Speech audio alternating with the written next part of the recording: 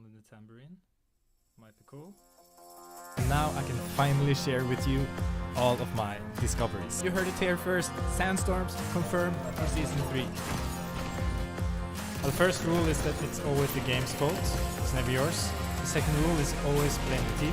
They are never good enough. Just think like that and you'll become a professional right away. At least in your own mind. This is my good friend FTS. That crazy bastard.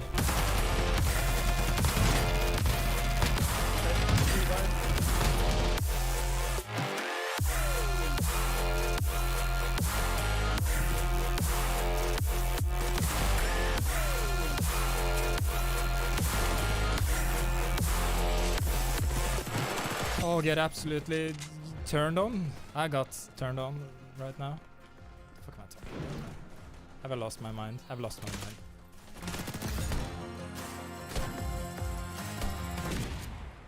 There's no way. There's no way. We did this so you don't have to. It's a $1 billion franchise. I'm Mr. Neons. Welcome back to another Stealth Vest Deep Dive. Absolute trash! You're 6 guys and you still can't take 2 guys. The fuck out of here. There's a lot of people here.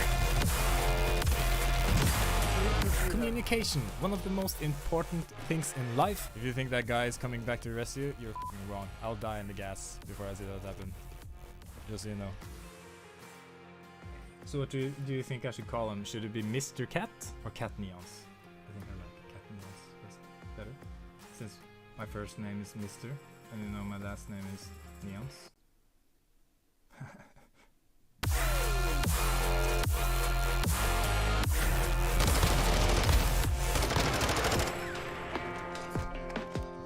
Okay, get wrecked!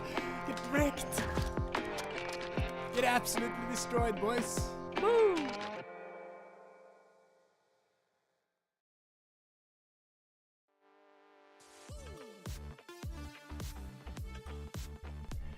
Hello. Hello. Hello. Boom. Hello. It is me, Mr. Neons. We are checking out trailers from the Gamescom 2023. But first, have you seen this? Turn down the music. Have you seen this? Sup, Tracy? I think for people that are waiting for XDefiant, I think we all were was hoping for some information during the Gamescom event, but we saw nothing from the, or as far as I know, I haven't seen everything. I've been looking for like information, but Mark Rubin, the executive producer of XDefiant, he released this yesterday. Hey all, I know it's been quiet and I apologize for that. We're in a phase where we are submitting XDefiant for release and squashing any last minute bugs. And on a new IP, meaning not a sequel to a sequel to a sequel, you know, bunch, you know, they're like stabbing Modern Warfare a bit.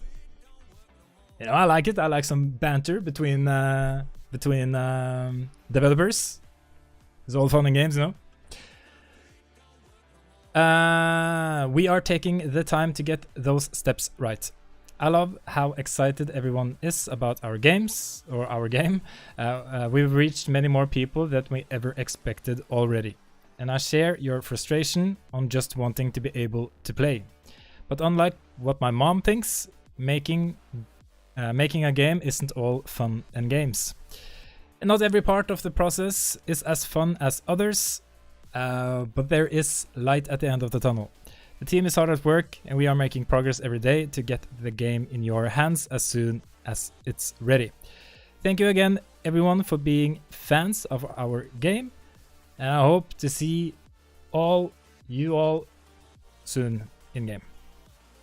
So there you have it. There you have it. So a lot of people, I think we're hoping, me included, like was hoping for XDefiant to like shadow drop during Gamescom, but doesn't seem to be happening.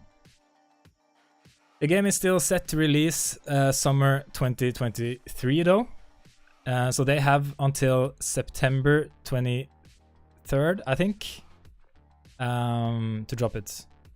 They might have run into some issues with either Xbox or PlayStation with the submitting of XDefiant. Maybe it had some bugs that they had to sort out. But yeah, like I'm all for developers just not putting out games that are not finished, you know. So if they're not like 100% happy with the game yet, they should take their time. Like I think it's very important for XDefiant when they release the game that everything works, you know. As it states, that's very important for a new IP. What info do you have on mobile games? I don't have a lot. I really don't follow like mobile games too much, you know. I don't play a lot of games on mobile. So I really don't know. What I wanted to focus on today is checking out the games, like the trailers from the opening live show, because I haven't seen them. I've seen Mortal Kombat, but I wanted to do it live. So here we are. But while I was like logging onto YouTube, I saw that From Software have released an like an overview for Armored Core 6, which is dropping tomorrow. Like the game is releasing tomorrow. I had no idea that the game was releasing tomorrow. Like I learned that a couple of days ago. I thought that game was like far away. But that's nice. Like I've never played any Armored Core games, or at least as I remember. But you know, From Software, they have like grown into this like just an insane game development company. So when they put out games, you have my attention, you know, and that's what's happened. That is what happens when you release really good games. So I just want to start looking at the new Armored Core overview trailer they released. I think it just like an hour ago. And I'll be for sure playing that game tomorrow. Boom. Here it is. I wonder where I should put my face. My beautiful face. Should it be here? You think it should be there? You can even have it there. Maybe here? We'll try this. So yeah, if you haven't heard about this game, this is the new game from Software, the developers of the Dark Souls series, and of course Elden Ring. I think this game is quite different though, but I bet it has some of the same elements to it, you know. Let me know if the audio is good or if it's too high or too low.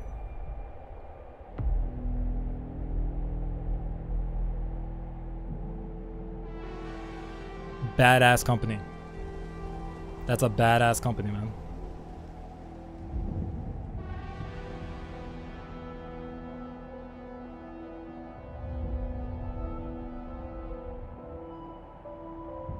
Armored Core 6 Fires of Rubicon is a sci-fi mech action game that takes place in a future where interstellar travel is common. on the blockaded planet Rubicon 3 in a distant star system.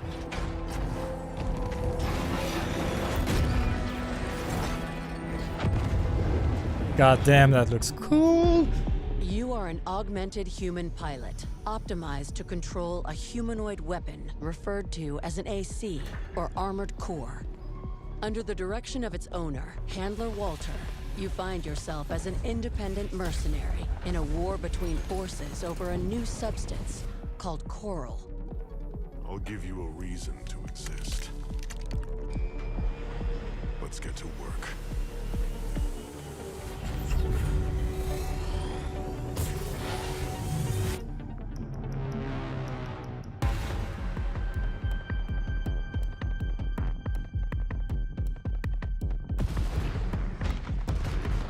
The AC is a weapon that can perform three-dimensional actions that humans cannot. It can move freely between the ground and the air, and use up to 4 weapons simultaneously. Stagger is an important element to consider in battles between mechs. While dodging the enemy's attacks in 3 dimensions, continue to press the attack and aim for a direct hit when the enemy's attitude control system is down. These boss fights are going to be insane. I hope, at least. Assembly allows you to it's- customize your AC. it's Armor granting you Core, incredible 6. freedom in battle. The durability and weight of the AC are determined by its frame parts. Leg parts in particular significantly change the behavior of the AC. Bipedal legs excel in maneuverability. Reverse joint legs specialize in jumping power. Tetrapod legs can stay in the It's air from the by same people that hovering. made the Elden Ring. And tank treads turn your AC into a mobile fortress on the ground. By assembling your AC with the right combination of weapons, it's possible to coordinate your attacks to cause enemies to stagger and then follow up with a direct hit. I think the Continue to optimize your AC by assembling inner parts that define its basic performance. The Yeah. paint function allows you to decorate the AC that you've can like this assembled. as well, man. Set the coloring and texture, apply your own original decals, and create your one-of-a-kind, personalized AC. Then upload your AC data and It's share like it you're with making your other own players. transformer, but you can't transform. But that's fine. I don't want to be a car. I want to be a goddamn mech. PvP, PvE only. No, you can Completed PvP AC. in this as well. You can now sortie in various missions. But it is mainly a PvE game. Check the But you can details also to like learn the request play and PvP, I think. reward. like 1v1, Then 1v1, accomplish your mission 1. by disabling huge weapons. Look at this shit, man. eliminating hostile forces. Yo, dude, this is recovering insane. Data and destroying facilities. The key to success is to adjust your AC's assembly to fit your strategy. As you establish a track record, more requests will come your way. Let's get to work, shall we? Rubicon's environment Dude, this is is full of threats. Badass. Megastructures that cover the surface of the planet, contaminated and cold terrain, remains from long ago, and deep underground facilities. Explore the large-scale sci-fi world with your custom AC. The environment is not the only Ooh-wee. threat on Look at that Rubicon map. 3. You'll encounter bosses with abilities that surpass even those of ACs. Identify your enemy's behavior and strengths, then optimize your AC's assembly to defeat these extraordinary enemies.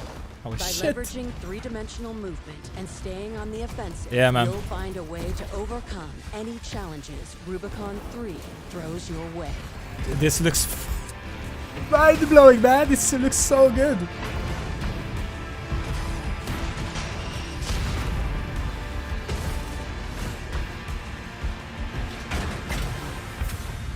Oh hell yeah. I'm gonna play the shit out of that game.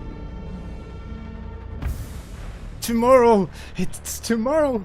Oh, fuck yeah, man. Like, excuse me, but you know what I mean? That shit looks insane. Yeah.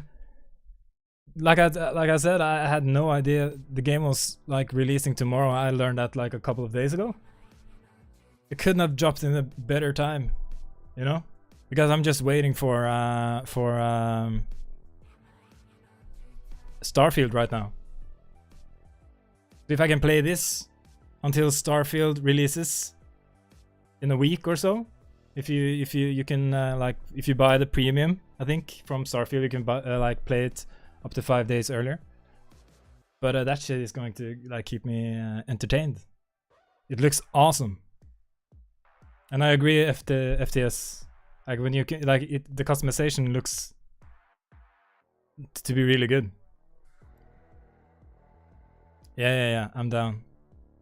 I think it's only single player only though, but I saw some gameplay that you could fight, like you can PvP, like 1v1 people. That can be dope, you know. I just have to figure out what kind of mech I want to build. Do I want to customize like a really tanky one, or do I want like a fast with the swords and everything? Like it looks fucking badass, man. That's the thing with From Software, the developers. They had released insane games, you know. So yeah, and I think the reviews are in.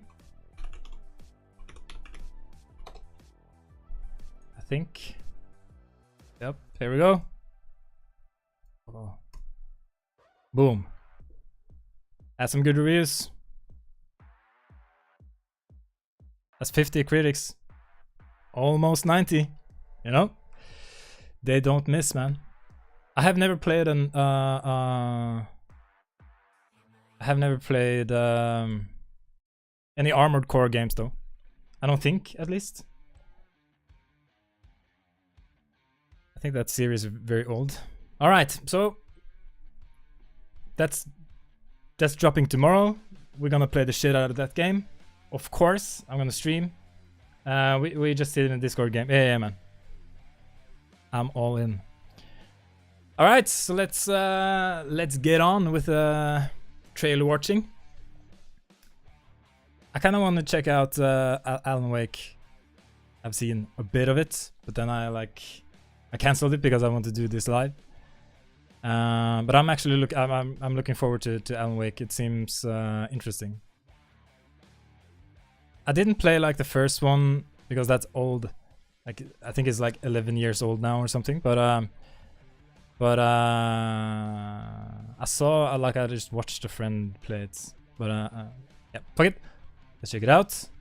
Boom, boom, boom. Victims in a horror story. Alan Wake 2. Victims and monsters, and the trick is not to end up as either. But trapped by the genre, we're all ripped to pieces along the way. No! Alan Wake 2. It looks like. One of my all-time favorite writers, and guests on the show. He's here to talk about his latest book. With a hint of the Joker. Initiation tells Yeah. the story of a fictional writer named Alan Damn. Wake, who is trapped in a nightmare, desperately trying to find the manuscript of a novel he has forgotten he has written. Did you write these pages, Mr. Wake? I'm trying to remember it. You're the killer, the cult leader. No! Wait a minute. You got the wrong man! I'm sorry. Just wait a minute. You know Remedy, that the creators of this game, they made Max Payne? Isn't that Max Payne? That looks a lot like Max Payne. No! You got the wrong man! Interesting.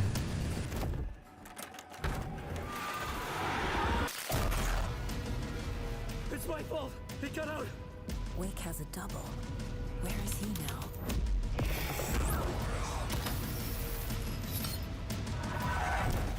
I don't want to be in the story, just write me out of the story.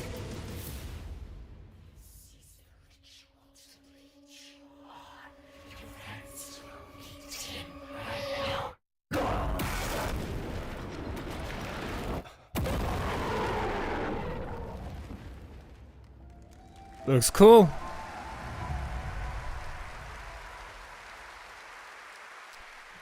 Looks cool.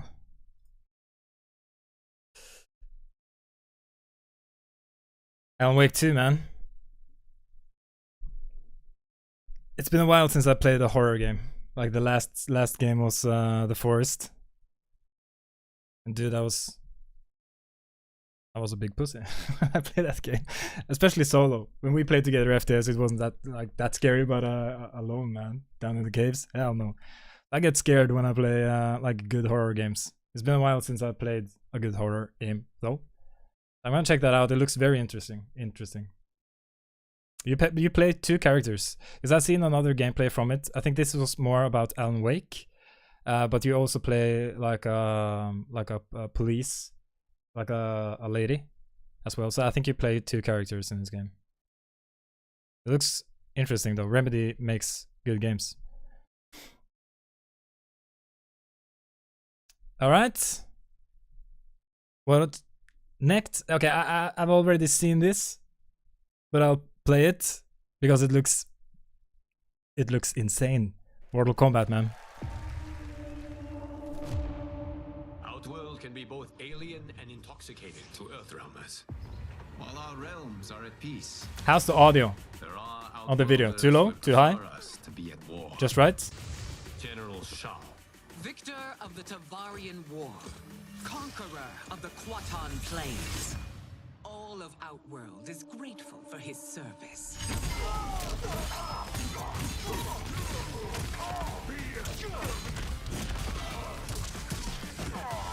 Dude, that guy's so... Oh, he looks so awesome. Would consign us to Holy endless shit. war. Better that than be Liu Kang's lapdog. Did not your illustrious father teach you that war is the last resort? Do not forget that, General.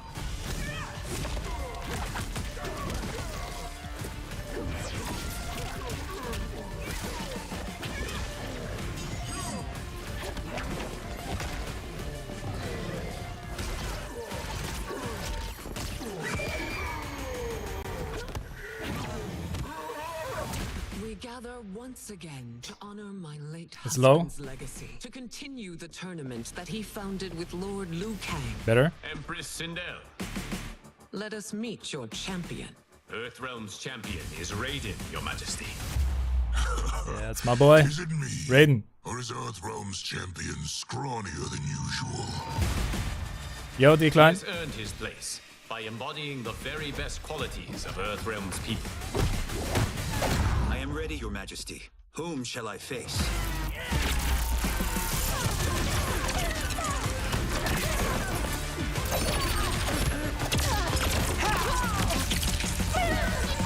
Yo, the animation looks We will insane. destroy your champion, Liu Kang. He will taste no victory.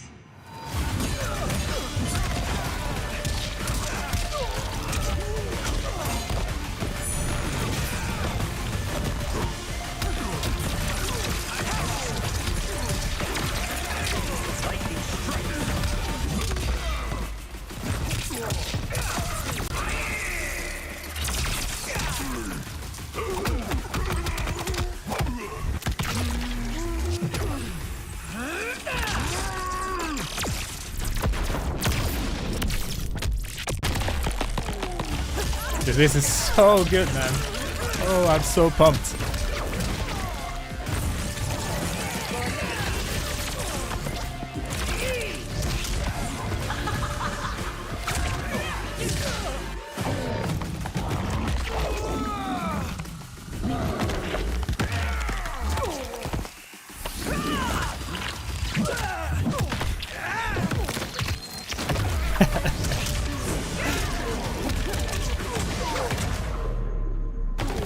Finish him.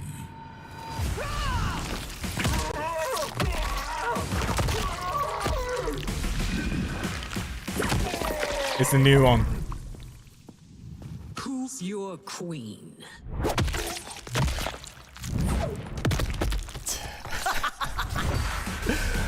Like, this is fucking nuts, man. I love it. September 19th. And yeah, hell yeah. Ah, yeah. This guy, man. Like the perfect fit for Mortal Kombat.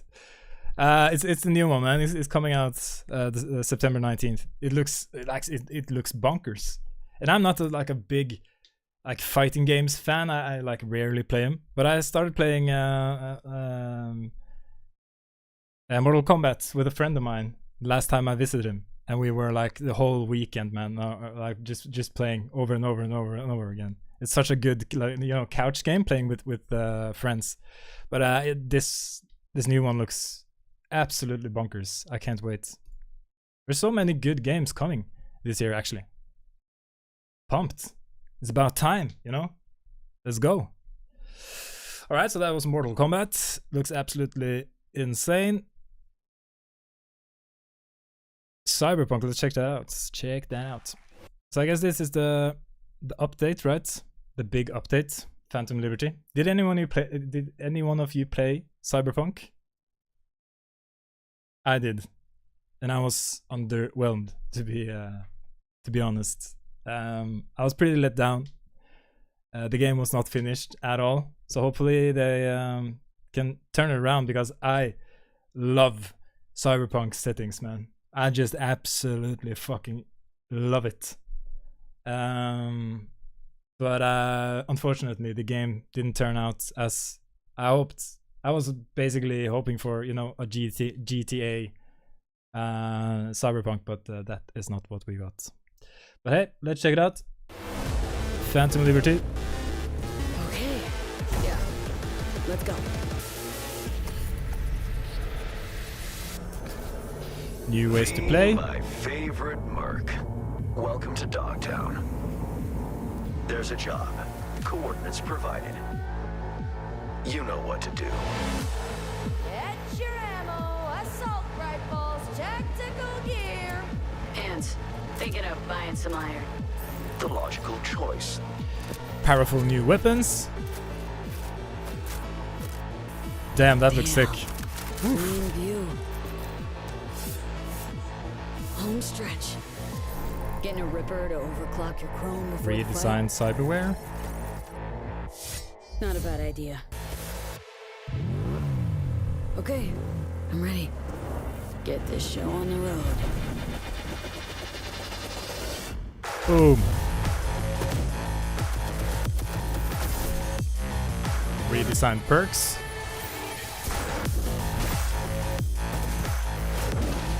I can deflect bullets. Nice.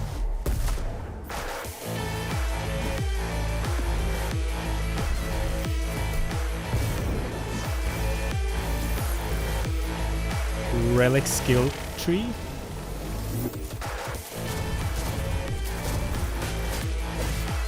This looks good.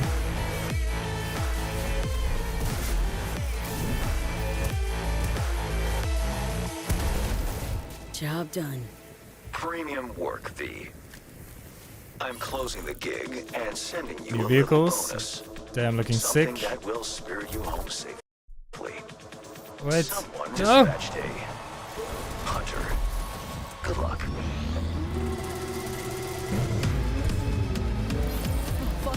Oh hell yeah. Got a net runner cinch here. Need backup right now. All nearby units. We got a situation. All right, this is a big one. Revamped police, because the police in Cyberpunk was absolutely terrible. It's like maybe the worst part of the game. Same. Roger, dispatch. We're on our way. NC police, for fuck's sake. Your actions are illegal. Let me put it this way. No gun, no fun. Damn. Max tech. Time to tilt out. Okay. Fuck. That was close. Bravo, V. I only hope this won't mark the Look at this. This seems to be a pretty big update. Like important updates, you know? end of our collaboration. You will hear from me soon. This I guarantee you.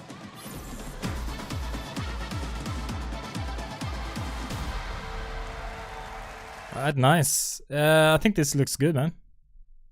Seems to be a a really big update.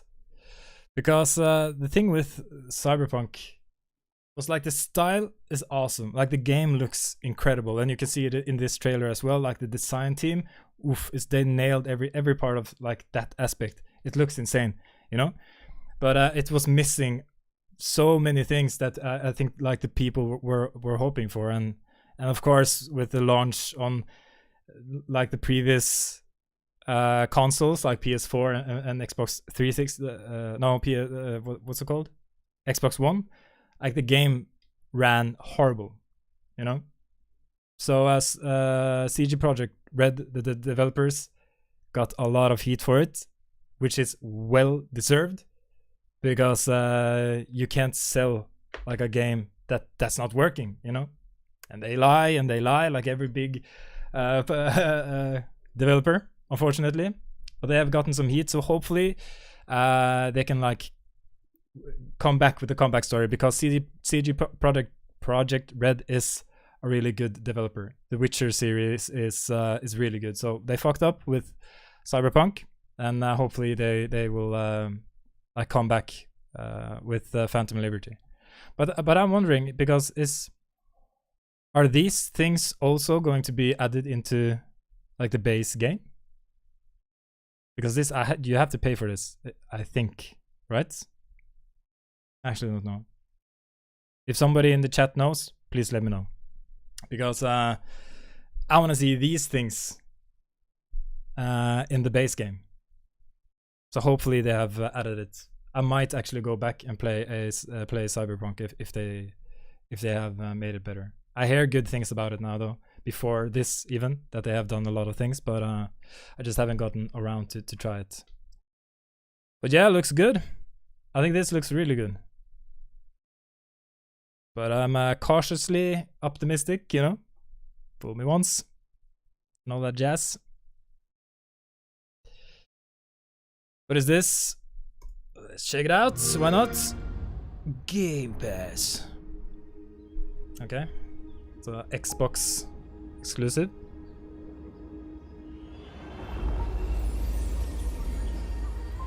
Or Microsoft exclusive.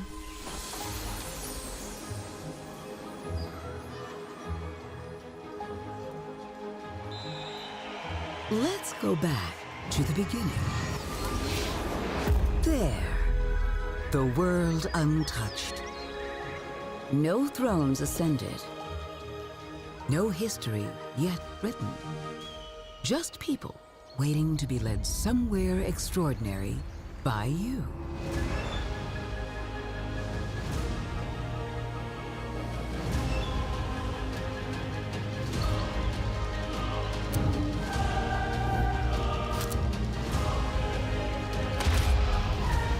Will you be wise? Will you inspire?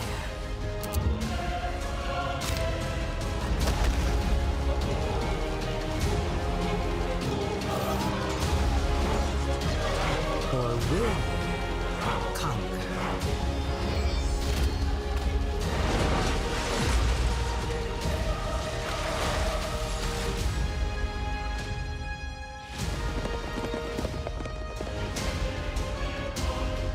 However you choose to change the world, one thing is certain. History will never be the same.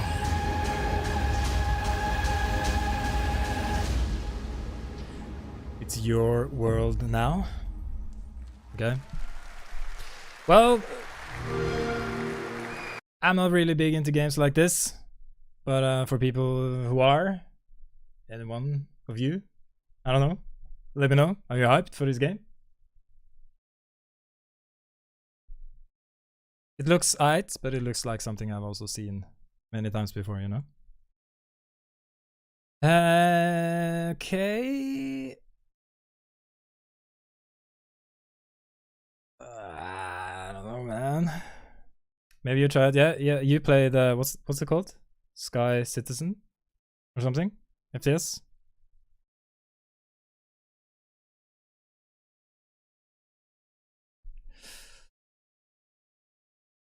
City Skyline. Yeah. Is City Skyline 2, is that coming out soon? Stormgate, is that the game developed by old World of Warcraft people? I think it is, right? Stormgate is a spiritual successor to classic real-time strategy games like Warcraft 3 and Starcraft 2. Stormgate will feature highly asymmetric armies fighting for control of Earth's future. Today we have an early look at our second faction, the Infernal Host. Infernals live and die by the code of victory at any cost. They have a powerful advantage, Shroud, fields of dark magic that strengthen their armies. The lowliest Infernal units are the Worker Imps. You might think they're cute, but don't get too close. Between these powerful lumbering brutes and the fiends that they unleash, Infernals will sacrifice everything, including themselves, to emerge victorious. On the music front, the Chainsmokers are advising us on our soundtrack. Chainsmokers? We're working with composers like Frank Klepacki of Command & Conquer. We'll share more later this year, including some of the friends we brought in to lend their voices to our co-op campaign. All must serve. Okay. It didn't give me like too much. It seems like Warcraft, doesn't it? Like Warcraft 3. The spiritual successor, so it might be cool though. It's been a while since I played a game like that, I must say. Dustborn. I don't know. Diablo. I haven't even played like Diablo yet. I should check it out though. They might have some cool cinematics. It started small. Nameless people that no one would miss. Dead. Discarded. Their throats torn open.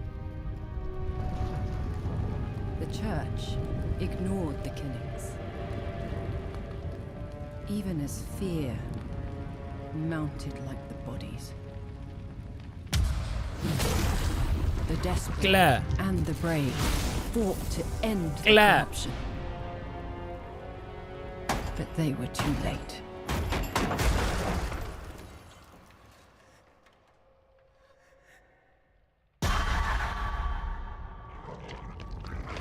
It changed them.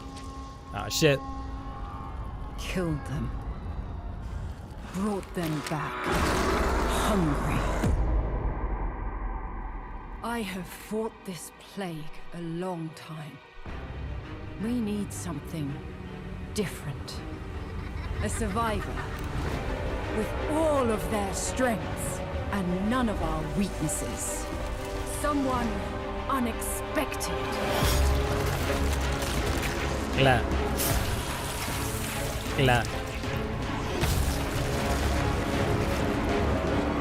And they'll never see you coming. Track them. Hunt them. Kill them. In the realm of darkness, we are the beacon of light. Let our stakes pierce through the hearts of the damned. For tonight, we hunt. Okay. Like Blizzard always makes good trailers, you know. They do. But I haven't been I haven't gotten around to play Diablo yet. I guess someday I will, I guess. But I don't know. Does any of you play? I know you did the FTS. You never completed it though, right?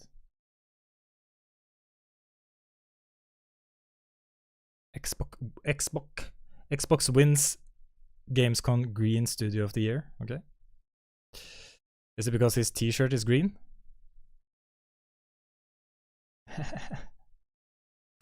I don't see. Okay. The Crew Motor Fest World Premiere. Let's go. A new trailer. A new trailer.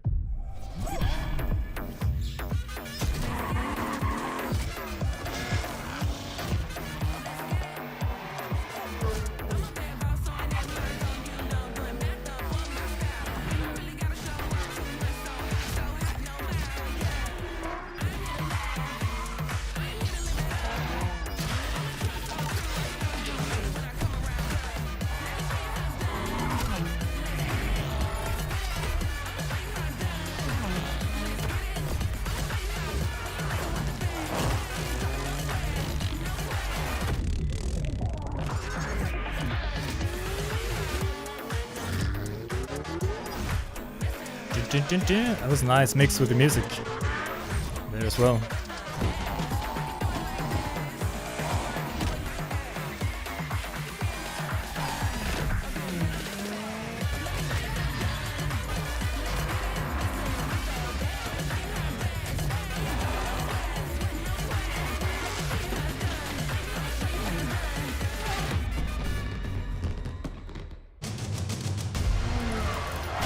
Was it me? Or was like every single like frame? It was a close up.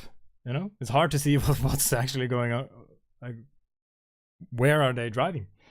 But I'm not big into like driving games, so that might be it. Not since the GOAT, which was Need for Speed Underground 2, right? Riders of the Storm. Comes out September 14th, and the that brand soundtrack new Lamborghini made that game. Revuelto is on the cover and playable. And we have a special O&L announcement for everyone watching between September 14th and 17th. A free trial will be available of the game, offering 5 hours of gameplay on all platforms for the Crew Motorfest. Damn, kill. All right, moving on. Yeah, that's right, man. Moving on. Yeah, Most Wanted was also nice. That's true. But I'm not a racing guy. If you are, let me know if this gets you hyped.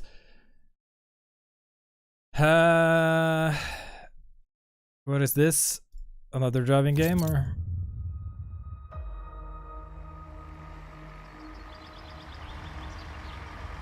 Behind all great discoveries lies a journey. One of anticipation and adaptation. Of struggle. Of hope.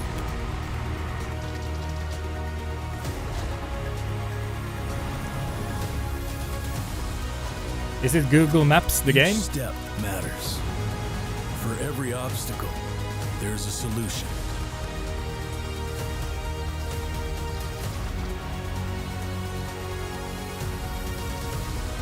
For every task, a tool.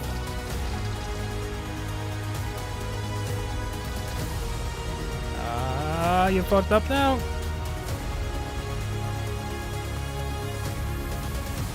For every destination, an expedition.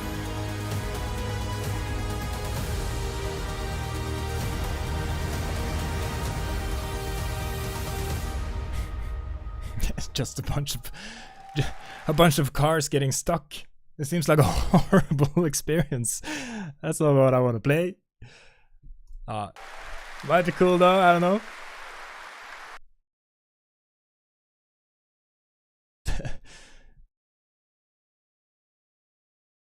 Alright, let's check out this. I've already seen it, of course. But directed. Let's do it. They allow the audience to play the game the way they want to play it. So if you're like me and you like stealth, you can go in quiet, you can equip, suppress weapons, complete all the objectives without the enemies ever knowing you were there. But if you want to go in loud, you can strap on armor plates, you can go in, hit the enemy head on, and open combat missions will support it. You can leverage vehicles, you can leverage tacticals, lethals, you can even use your favorite kill streaks in campaign. Now, open combat missions are really important to our campaign story, and they're going to work seamlessly with those epic cinematic missions that Call of Duty fans know and love. And tonight, we want to show you an exclusive first look at one of these epic cinematic missions. Okay, set it up for us, Shelby. What are we going to see? This is the start of the game almost, Have you guys seen this? Yeah, so this is a sneak peek of the very first level of Modern Warfare 3. This is called Operation 627. All right, check it out. Here you go. Call of Duty at Gamescom first. Thanks, guys.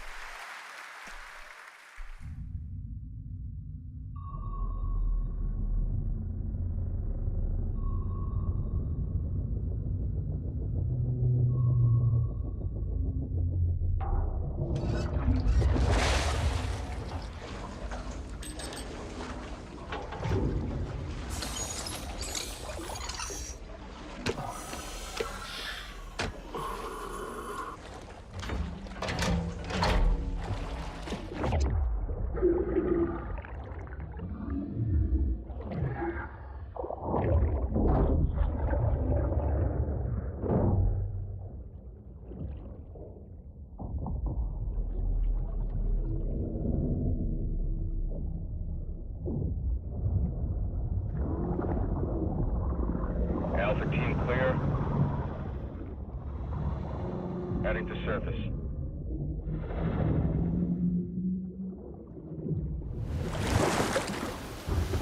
We know that place. All teams, eyes on target. Phase 1 complete. Charlie copies. We're set. Roger that. Moving to phase 2. Patrol boat 2 o'clock. Get under.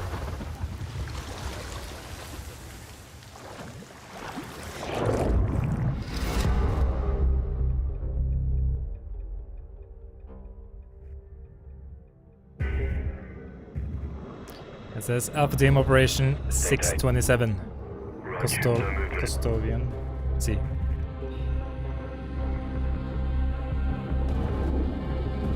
No, it's not the same.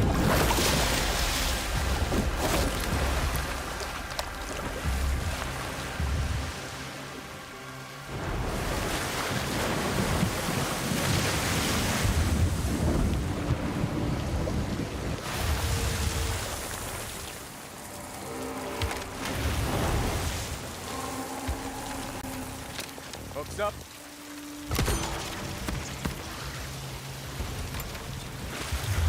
Good hook.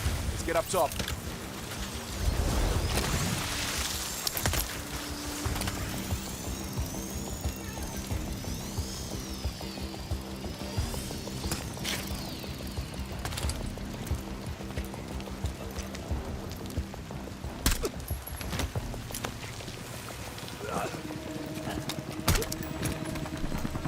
All teams, Alpha's in. How copy? Solid. Relay went clear. Moving to Mark DZ. Stand by. Nods on. Airstrip's on.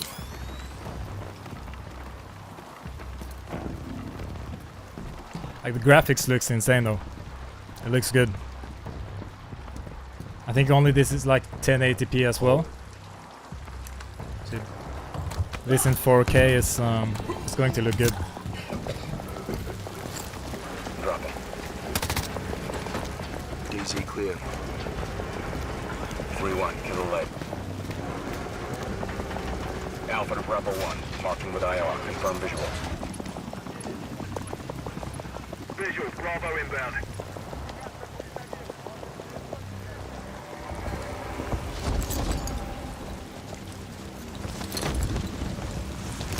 Yeah, here comes the platoon. All teams. Bravo's on deck. Pushing up. Alpha to Charlie, you set? Affirmative.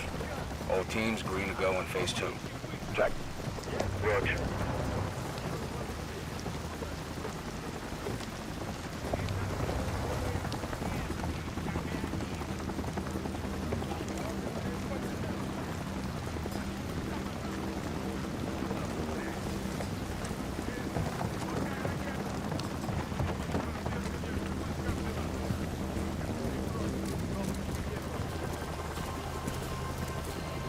Moving interior.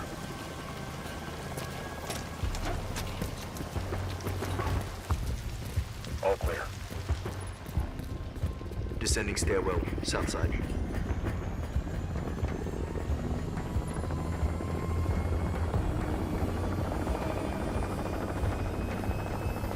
Nods off. Be advised, they got a bird up. Movement in the courtyard. Looks like a prisoner transfer. Not our guy. On me. Hold up here. All teams, Alpha's in position. Copy. Bravo set. Charlie, good to go. Roger. Fire in the hole. Stand by. 3, 2, 1. Execute.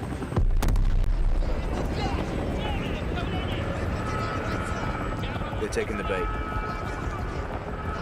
Light them up.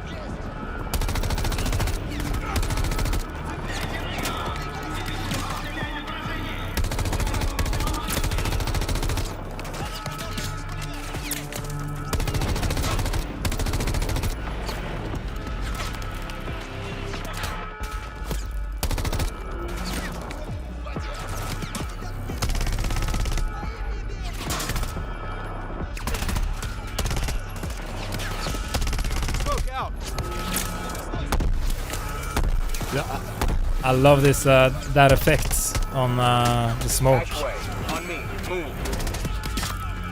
Pop the hatch. That bass. And it explodes. It's nice.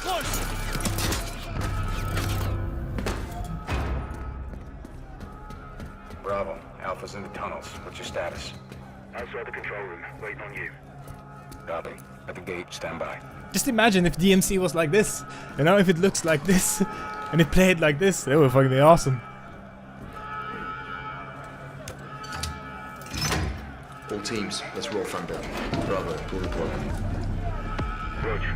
Blackout in 3, 2, 1. Execute.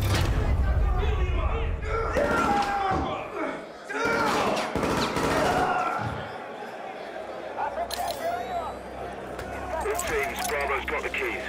Alpha, you have 1 mic before the lights are back online. Copy, Bravo.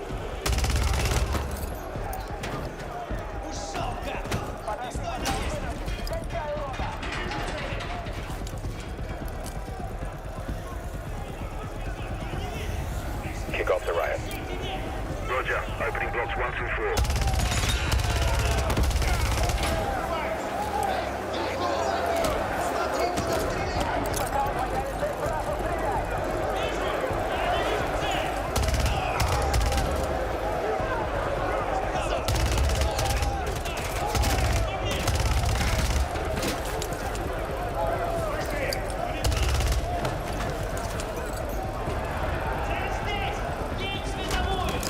Alpha 1 to Bravo 1. Open 55C. Check.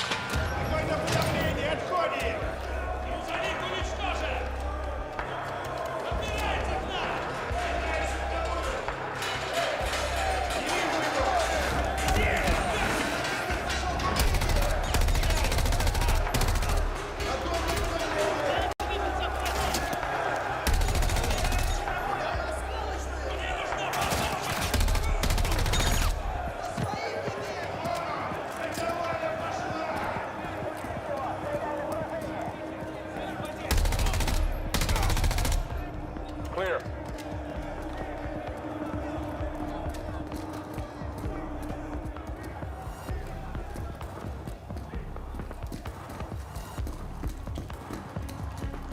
Alpha moving on sub-level. Let's get our guy.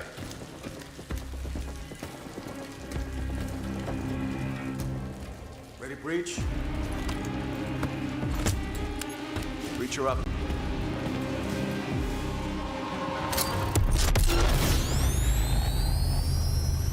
There you go. There you have it.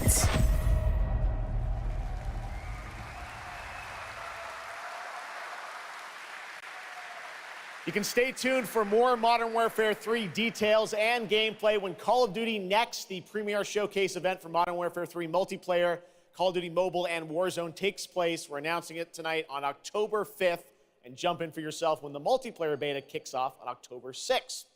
We have so much more.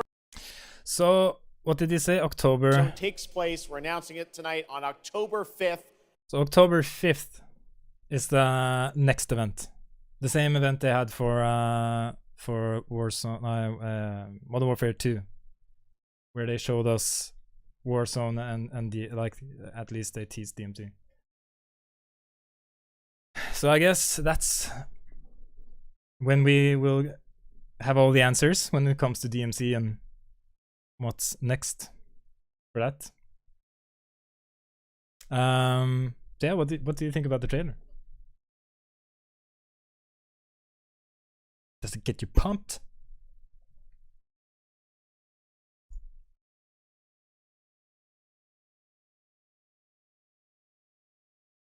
I think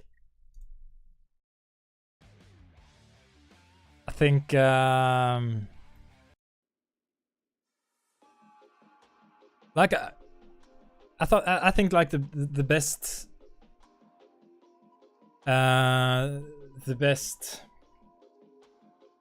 missions in like Modern Warfare 2 campaign, and also with like the first Modern Warfare, not the first, but you know what I mean, 2019. I think like the stealth missions where you infiltrate tactically is the best missions. It was in Modern Warfare 2, right? Or was that house? I don't remember if it was 2019 or Modern Warfare 2. I think maybe it was 2019. Like, that is a cool mission, you know? The camera is more zoomed in and it's very, very good directed, you know? This mission seems to be one of those. Well, a lot of the missions also in the campaigns are just like run and gun. I'm not very excited about those types of missions because I've just played it so many times, you know? It looks like a Call of Duty campaign. You know what I mean about that? And it might be good. But they are usually very short. But now that you can play it different ways, could be interesting. You have to see how it plays out. Like, how stealthy can you actually play the game? We have to remember that a lot of the things they say are just PR talk, you know? They sound good, but when we get when we get our hands on the game, it rarely is as good as we hope for, you know? That's the thing I've learned about Call of Duty. They are really good at marketing their game. That's why you have the cycle with like Call of Duty games. People get hyped as fuck before the release, and then the hype goes away for many people after playing it for a while. But this year's Call of Duty, it might be good. I've talked about this a couple of times now on stream. I'm just being like, I'm being on the fence right now. I'm not letting myself get overly hyped. I want to see some reviews. I want to see people play it. I'm not going to buy it day one because a lot of the things they have in this Modern Warfare, with all the maps from, you know, Modern Warfare 2 2009. It seems like it should have been an update, you know, for Modern Warfare 2. And I really don't want to pay $70 for that. But if the game turns out to be like the greatest Call of Duty in many years, if that's what like people think about it, of course I'm gonna play it, you know. I'm just being like, I'm waiting now. They are good at making trailers, not so good at making games, exactly. So yeah, I want to see people play it first, you know. Of course, I'm gonna try Warzone and shit when that is released. That might be good. Like, a lot of the things they are doing with Modern Warfare 3 sounds good, with better movement, and you have the red dot on the map again, and it sounds good, you know. It's been what people like. It's what people have been asking for you know, a couple of games now. So that's good. But also, it sounds like a Call of Duty game. If you know what I mean about that. I want to see where's the innovation. Is there any innovation, or is it just old maps, you know? But we'll see. It might be great. I'm just being cautious, you know? Okay, I'll be back. I have to just check something.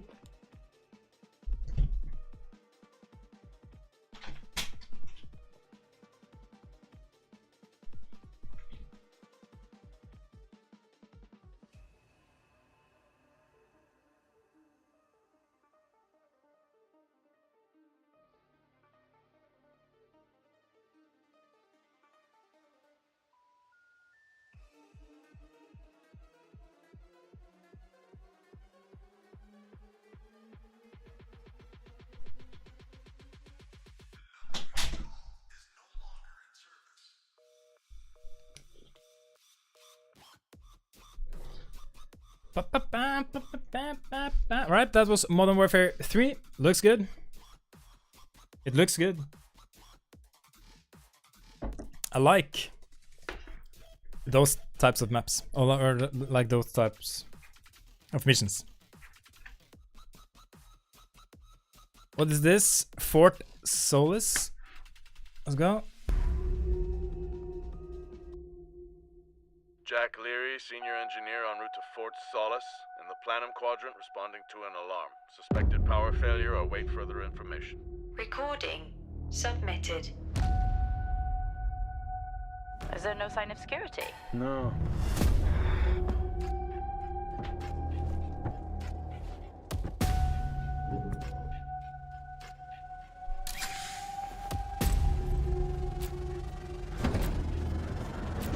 I think there may have been an incident here.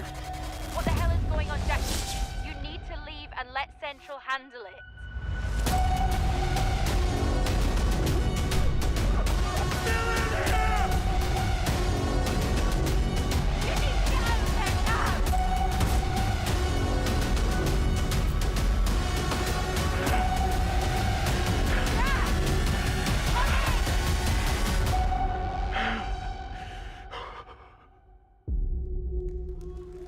Okay.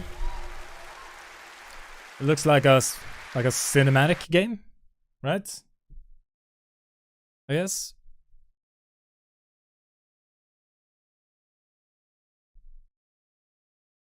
Might be like a short but sweet game. I don't know. Was it a horror game or I don't know.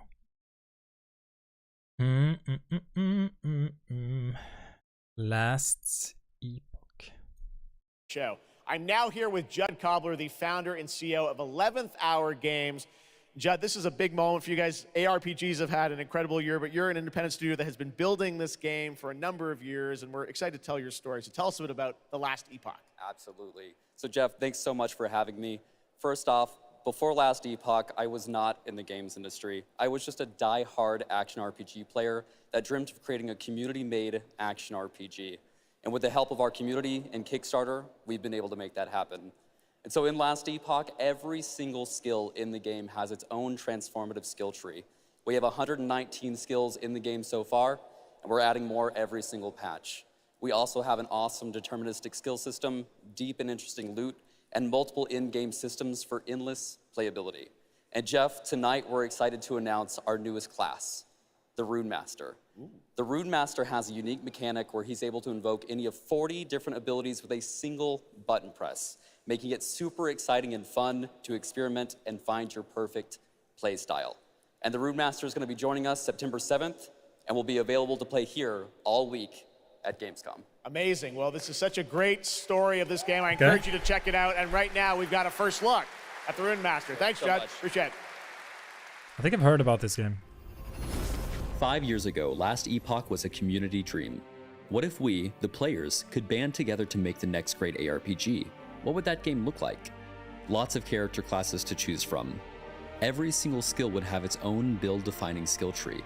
Reaching in-game would be just the beginning, and it would be updated for years so we could play forever.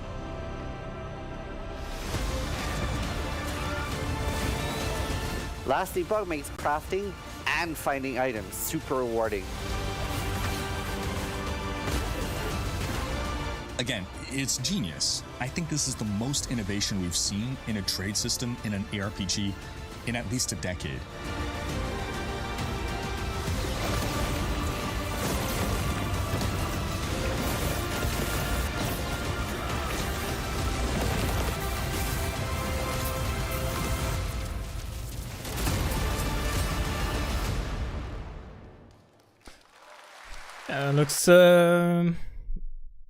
Looks alright, right?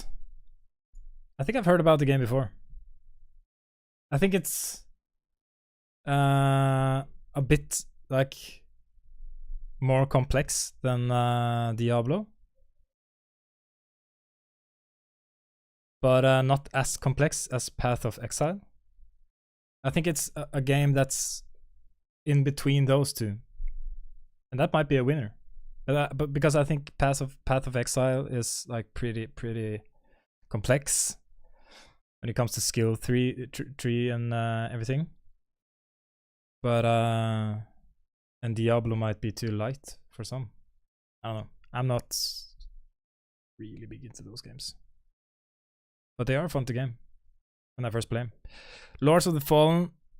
Let's check that out. I've seen this game before. It looks awesome. I haven't seen this trailer, but it's like a Souls-like game, I think.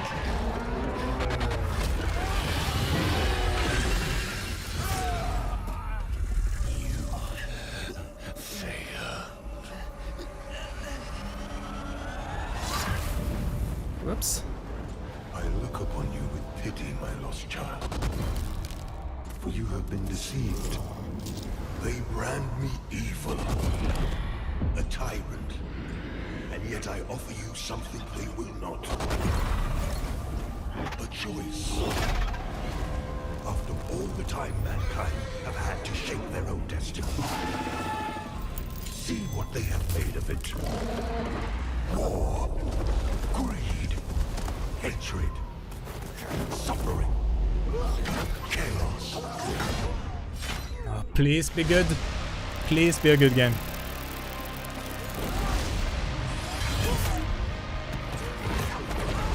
Now you will know darkness, brother.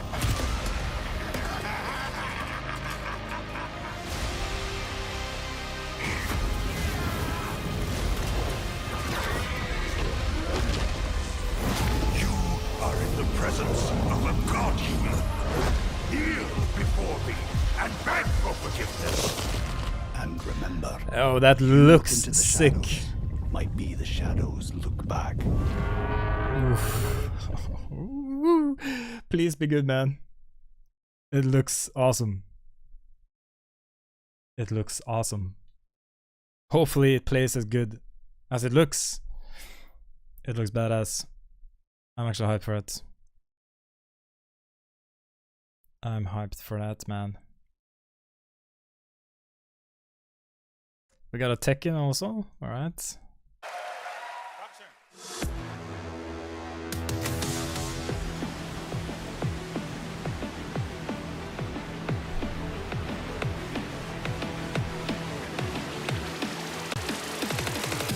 Going somewhere? Yes!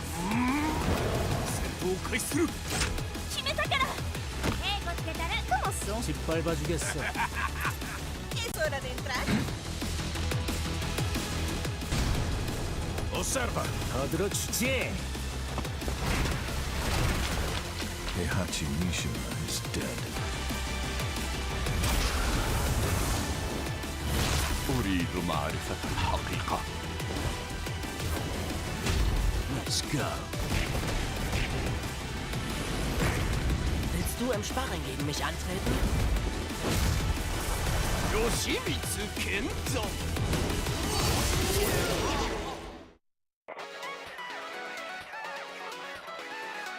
I don't know, man, if like... What the hell is this?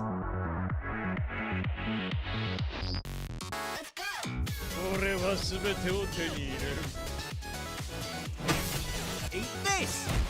What's done is done. Kitana.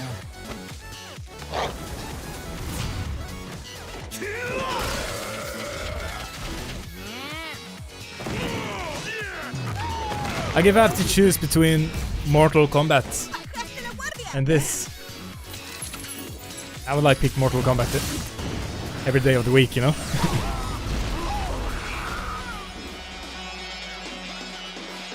Get ready for the next battle.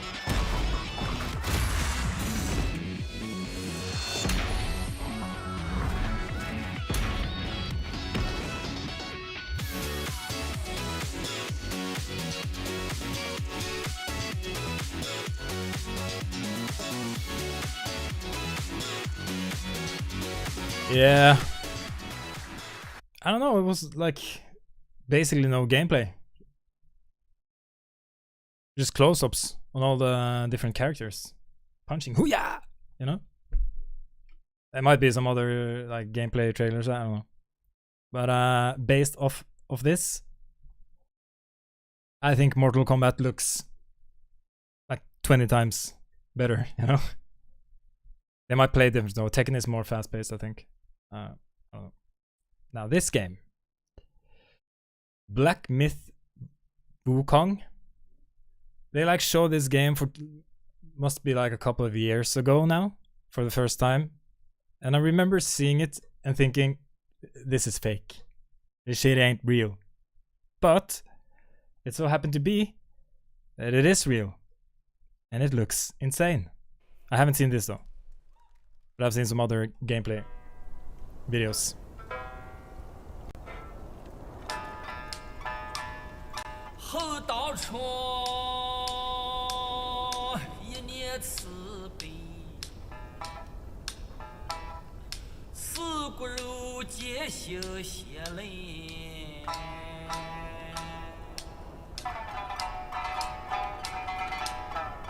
Just casually dropping a bomb-ass song without a head. Nice, respect.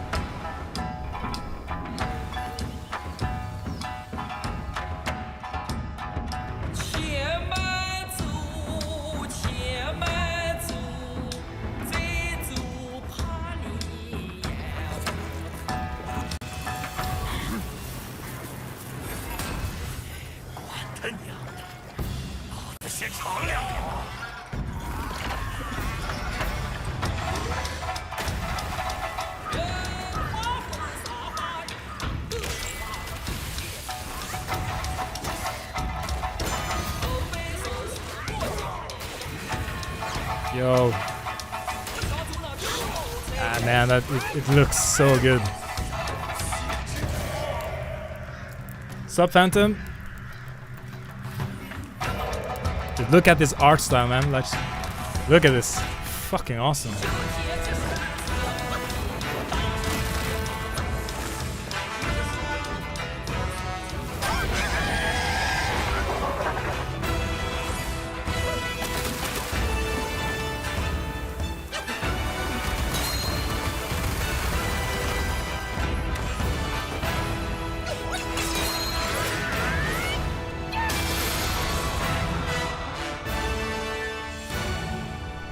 Hell yeah, I'm gonna play that, man.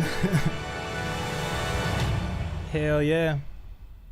Elden Ring type of game? You know, I don't know for sure.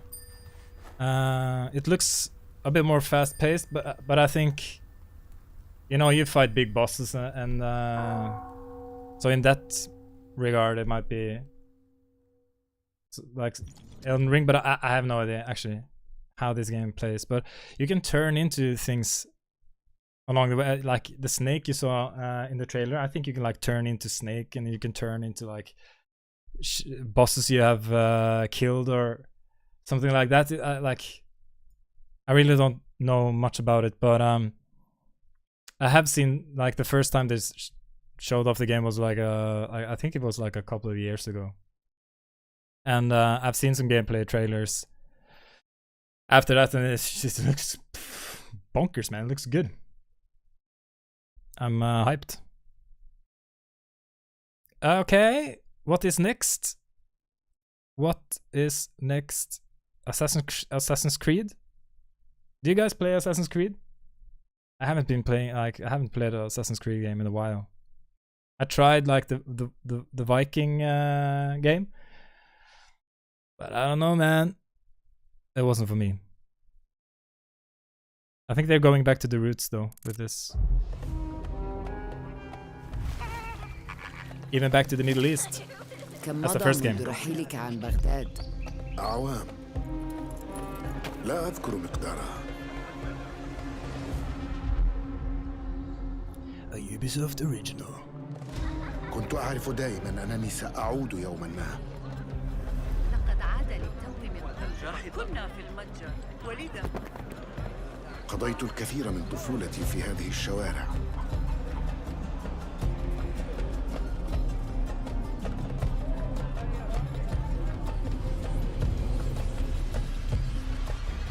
لطالما كنت أستمتع بهذا المكان. كنا نتسلل إلى بيت الحكمة في صغرنا أنا وصديقتي نهال.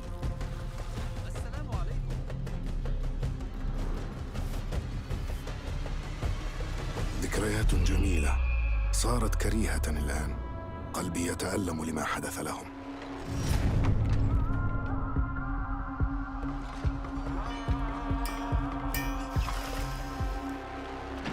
آنذاك. It definitely looks like Assassin's Creed. إعادة النور إلى أحلك أركان المدينة.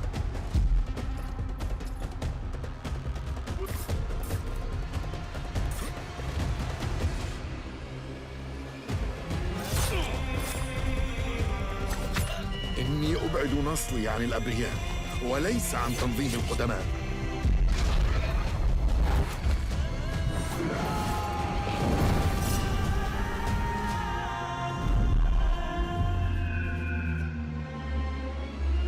لننهي هذا الأمر.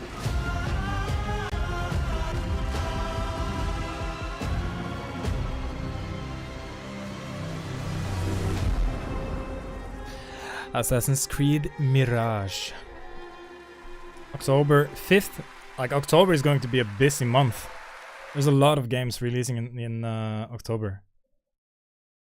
You know what, Lone Phantom? I haven't been a huge fan of the series either. I don't know. A lot of them feels like basically you're playing the same game. Yeah, but I think it looks good though. I think it's more. I think they made this game more similar to the couple of first, like the two first games they released. I think, but that's good. Because those were the best, you know. So, but yeah, it looks fine. I'm cautiously optimistic, you know. It might turn into a great game. I don't know. But I'm not a huge Assassin's Creed fan. But, of course. Should we have some music performance from Starfield? Let's go. Let's do it. We're going to kick things off with the first new franchise. I'm just going to say it right now. Like, I am beyond hyped right now for Starfield, and I know that is a dangerous thing to be when it comes to a Bethesda game, because a lot of their games are not good on release, you know. I'm looking at you, Fallout 76. I'm looking at you. But hopefully they have learned their lesson. Hopefully, like the absolute trash they received from like everyone for releasing Fallout 76. Hopefully they have learned their lesson. Yeah. We're watching you, man. But that being said, Fallout 76, it wasn't made by the same team that made Skyrim. It was a different team, but it's still called Bethesda, but a different studio within Bethesda.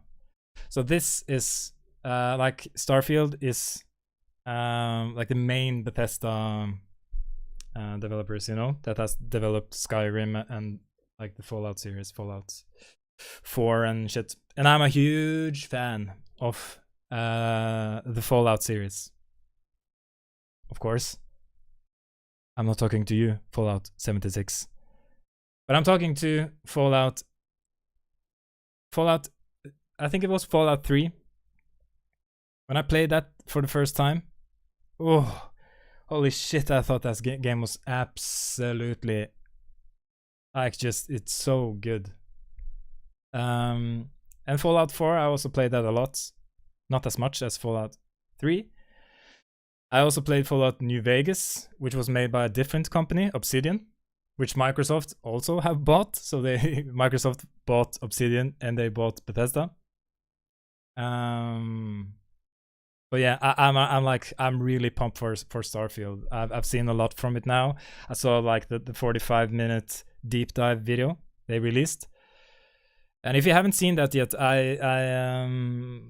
recommend you watching it, because the game, like the scope of the game, seems just absolutely bonkers. But that is also what's frightening me, you know? Because Bethesda being the Bethesda. Right, let's check this out. Let's check out the music from Starfield. More than 2 decades from a legendary game studio. And to help us step into the vast world of Starfield, please join me in welcoming the that composer guy's of the game, hyped. Inan Zur, for a very special performance. Maestro. Imagine he just fucks up the whole song right now.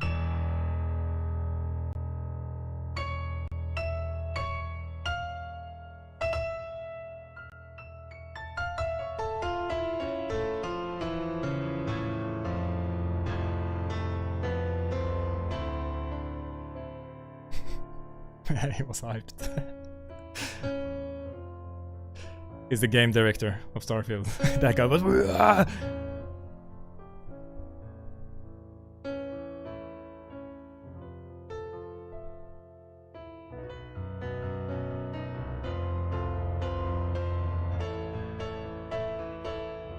The soundtrack is good though.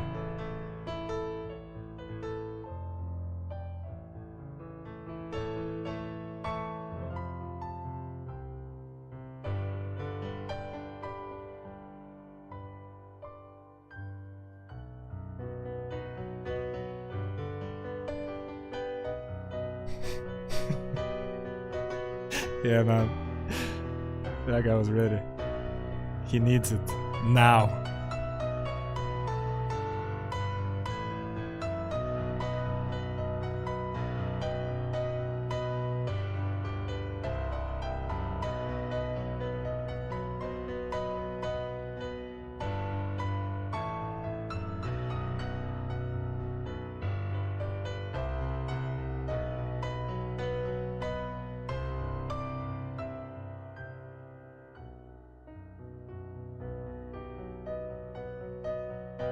Beautiful.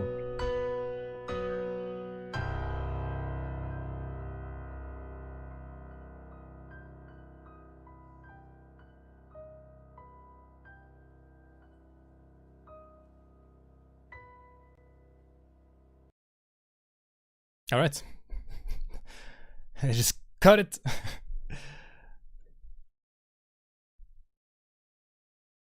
I like that soundtrack. I've heard it before.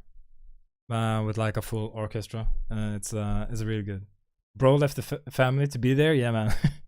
He spent all of his family's money on the ticket to just experience that shit, man.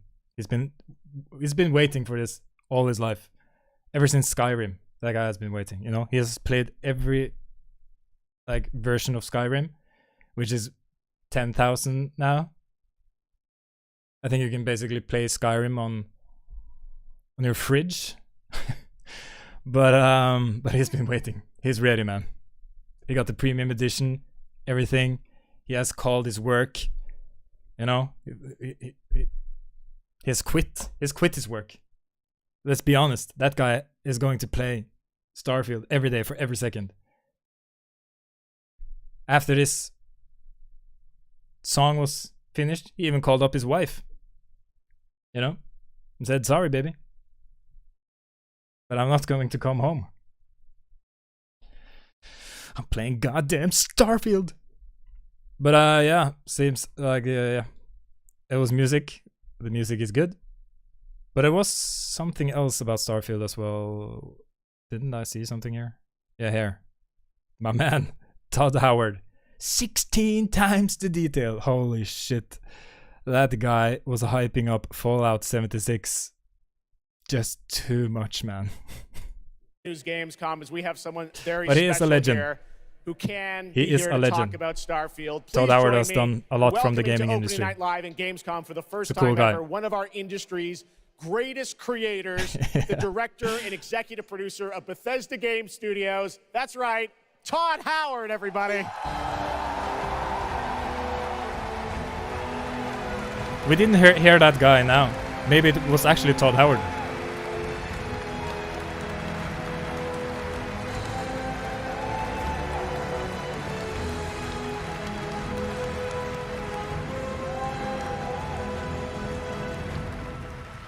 Todd, thank you so much for coming all this way to Gamescom.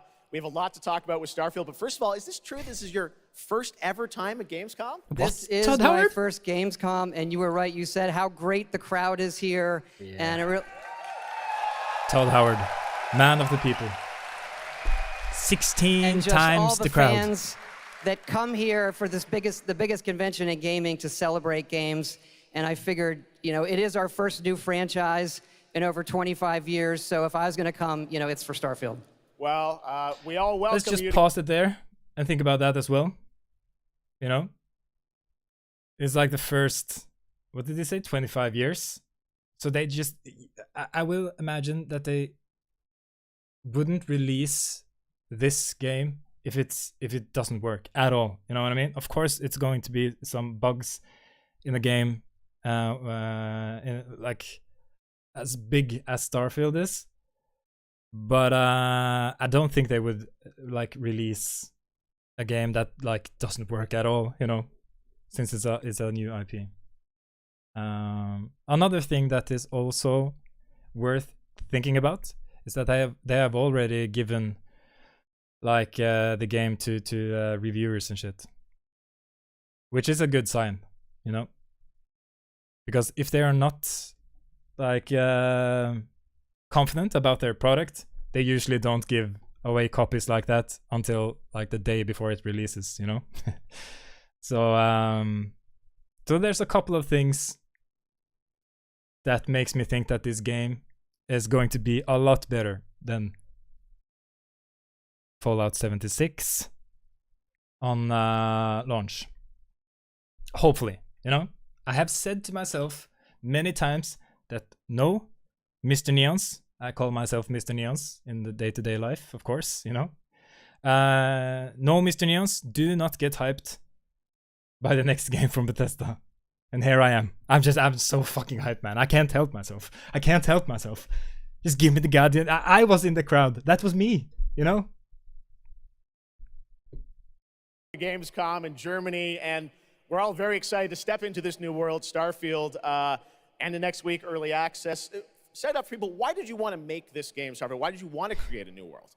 You know, I think like a lot of gamers out there, we have dreamt of a game where we look to the skies and we can blast off into space and explore. We love to make games where we can explore these worlds. We've done like with the Elder Scrolls and the Fallout series, but we wanted to do something brand new where you could explore with complete freedom in the galaxy. It's a game we've always wanted to play that we think a lot of people wanted to play as well. It's kind of that dream game. Yeah, I wish I could talk about it, but it's quite an experience, and I know everyone here is very excited to jump in soon. You did bring some stuff to Gamescom to show to fans. I know there's a theater. Tell us, I know you've been, sharing a little bit about the game, but I know there's a lot you want people to discover when they play it. What did you bring here to Gamescom? Yeah, it's really cool. We've built a 300-person seat theater where we're actually showing the beginning of the game. And you start out as a miner, and you touch this artifact it's 2023. that affects you in some way, where you see a bit into space-time. And this is even further into the future. You create your own character. Our games are about creating and being whoever you want, and then you're off on adventure. Yes, let's talk a little bit about this adventure. I know, people have been wondering kind of what the main quest line is going to be after you create your character, which is something that I know. I saw even someone on the internet this week created you, I think. Did you see that? Someone tweeted out a picture. They somehow figured out. I see a lot of things on the internet. I'm not sure that's real. Well, the thing is, I think you could literally create whoever you want and then enroll yourself into this adventure. And tell us about sort of how the adventure starts. What can we expect? Well, you jump off. You're joining Constellation, which are the last kind of group of space explorers, like NASA meets Indiana Jones searching for these artifacts. But the story goes a lot of places. The game has a lot of surprises that we haven't talked about. I don't want to spoil them here, but really, really happy with how the story turned out and where it goes. Yeah, it's such an epic experience, and you and your team have done so much for this industry, and the fact that you guys have worked through COVID, building this and coming on the other end, we're so excited for everyone to get a chance to play it. So thank you for all you've done for our industry, Todd. Everyone, Todd Howard. Thank you. Can't wait for you to play the game. Todd Howard. Yeah, I'm hyped, man. I'm hyped. I want to play that game now. Crimson Desert. Let's check it out.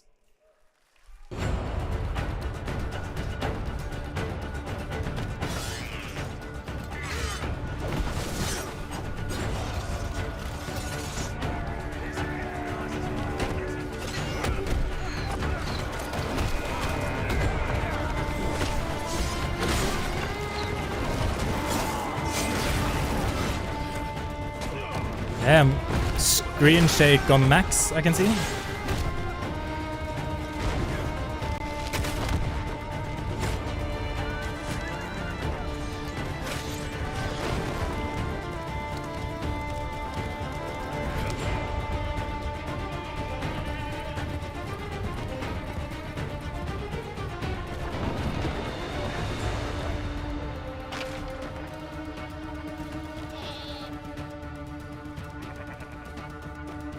What game is this? Like, what kind of game is it? Is this open world? Looks... Get off here! This is my bitch now.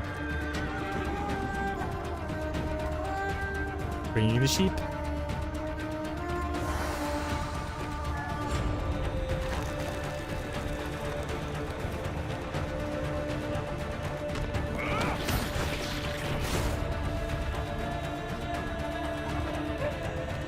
Dude, was that a dog or a seal?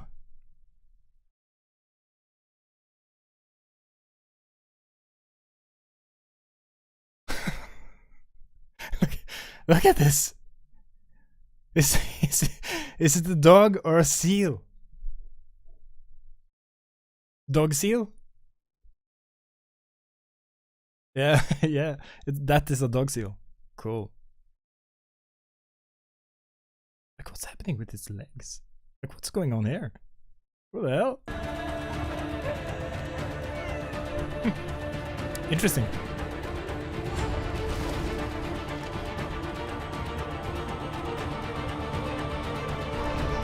Like, what type of game is this? What?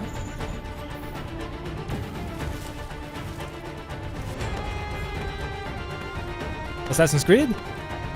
Is that you? Okay, control horses, nice.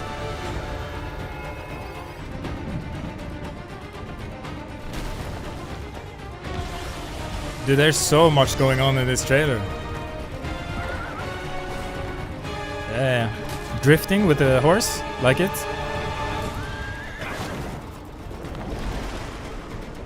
What? Oof. Lord of the Rings meets Assassin's Creed. Meets Zelda. Meets Dark Souls. Meet bowling.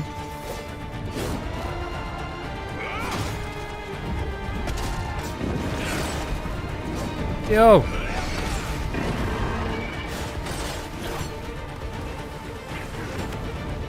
Yeah, man.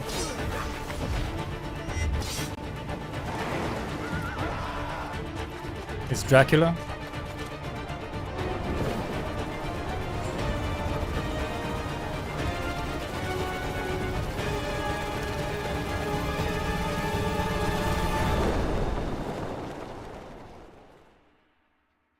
Like, there's so much going on here. But it looks dope. It does. You know? If this is executed, like, well, it looks kind of fun, at least. The game has every franchise. Yes, exactly. You know? The guy was like, what game should I make? Like, everyone. But it looked cool. It even has a dog seal in it. That's nice. That is innovation. You know? That's innovation. These are old.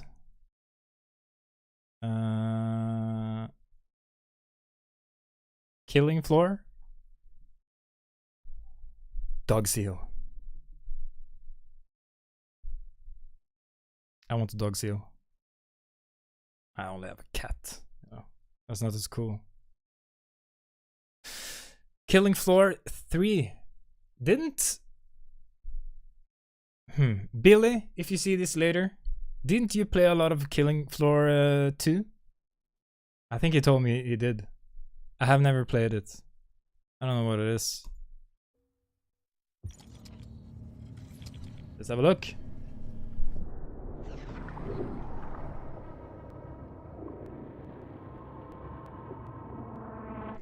Russian badger. Yeah.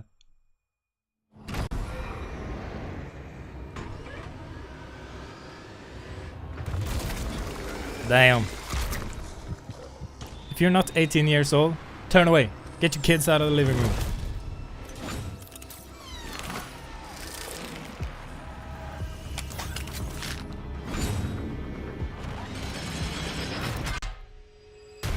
This reminds me of something. Looks cool.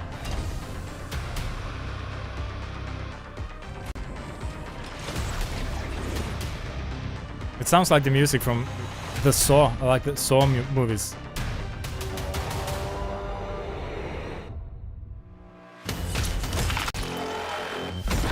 Get out.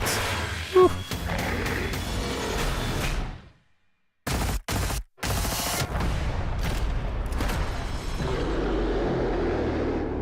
Looks badass.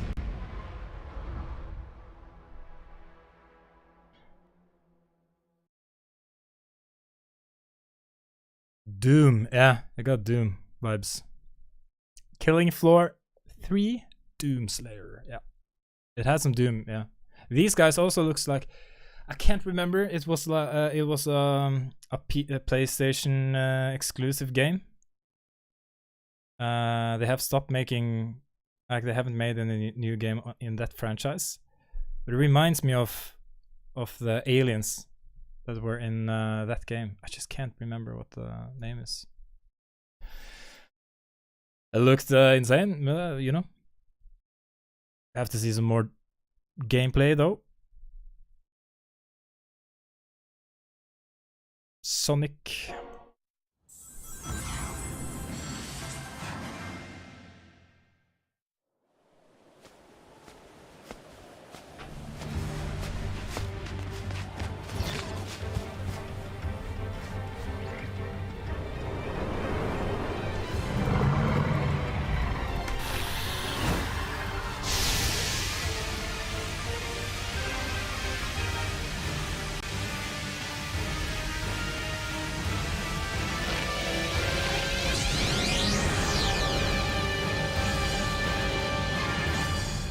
Super Saiyan Sonic. That's it. Okay. Okay. I'm not a Sonic guy. More Sonic. Okay. Yeah. Having fun with my friends playing Sonic Hedgehog. Playing Sonic Hedgehog with my friends. Sonic multiplayer, yeah. Damn, we're rockets now. We're flying now.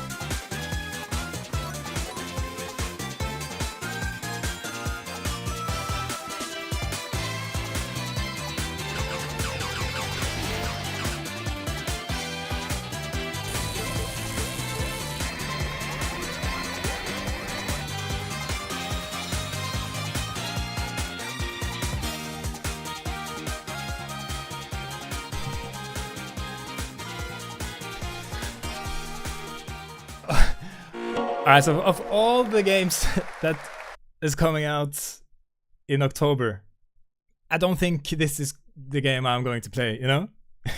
But I've never been a Sonic guy. Like, I played like the old Sonic games, but how does playing Sonic with friends work?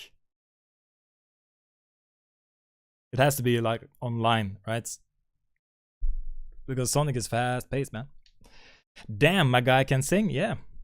Thank you. As a matter of fact, I actually make music, Phantom. That is one of my big passions in life, is making music. So I've played in bands and, you know, not so much these days though.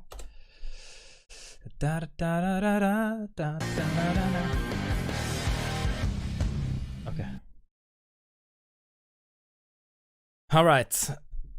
I think we're starting to like There's a bunch of like anime games I haven't watched.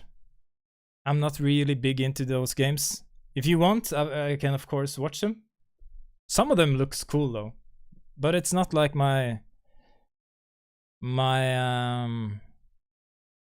it's not my go-to games. This though, we can check this out. Go. Little Nightmares. I've heard about at least Little Nightmares 2, and I think it's like I've heard good things.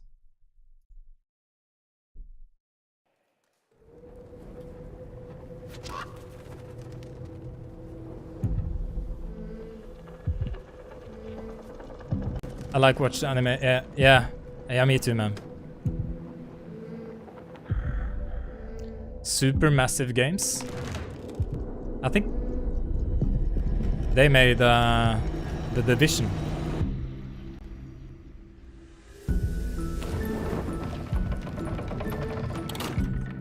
No. That's massive games. Never mind.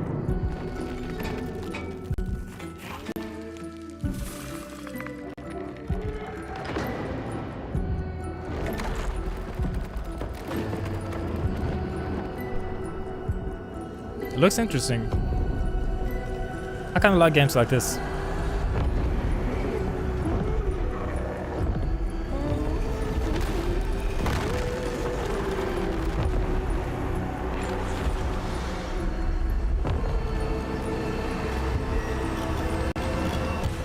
Yeah. Yeah. Hell yeah. Looks good. Looks good. I like indie titles like this, or like at least it seems like an indie title, but with like good quality. Limbo, for example, is a game I really think is like that game is good. I love games that has like a different type of art style, you know. That is so important. Graphics are not always like really important. It's more of the art style, you know. And I think my favorite,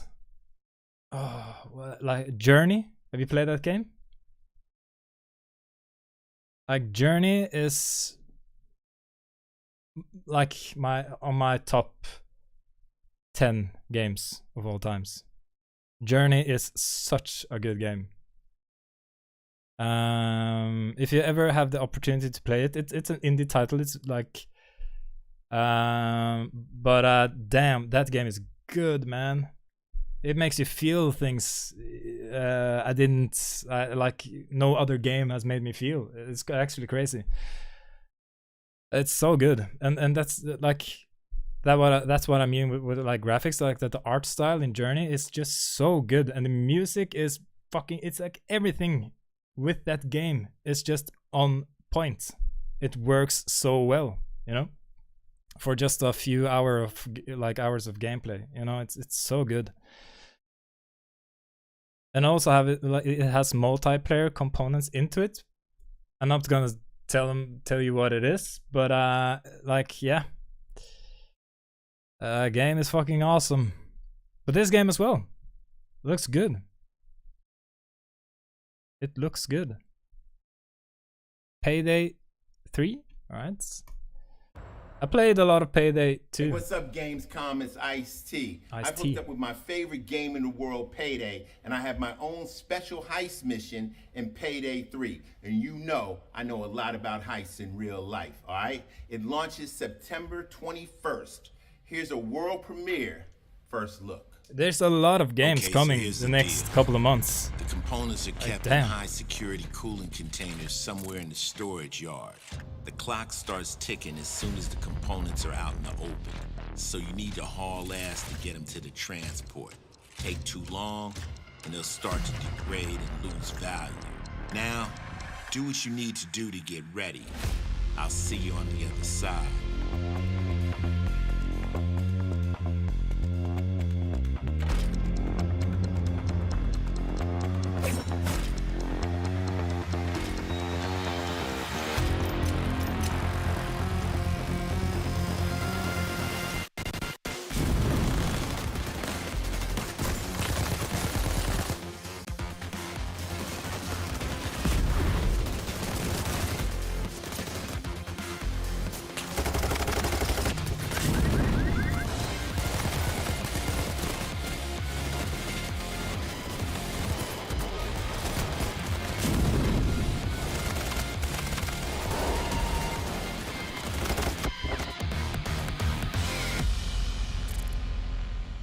All right. I played a lot of Payday 2, and I think that was really good.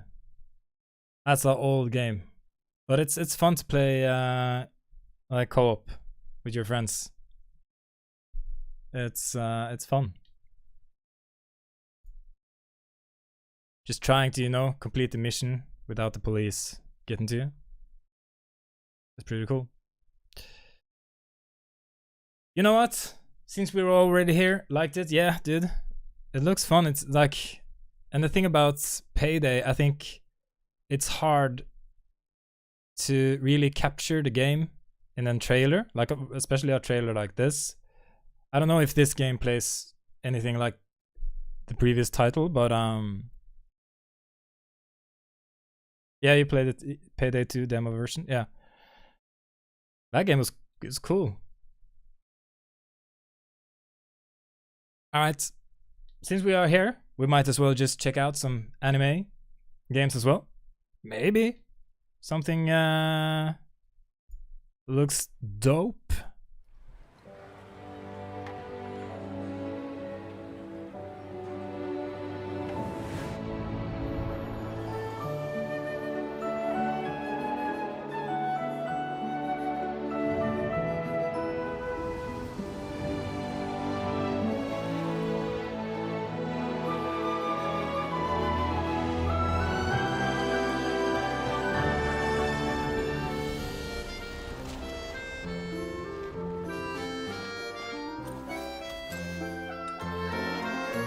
No time for distractions.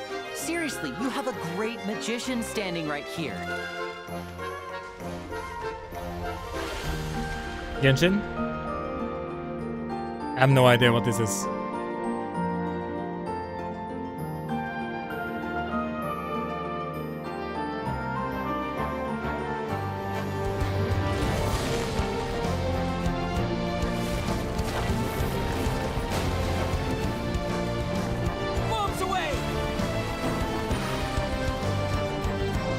Step on up.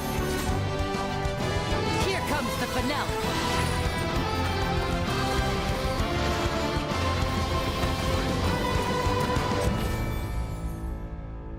All right.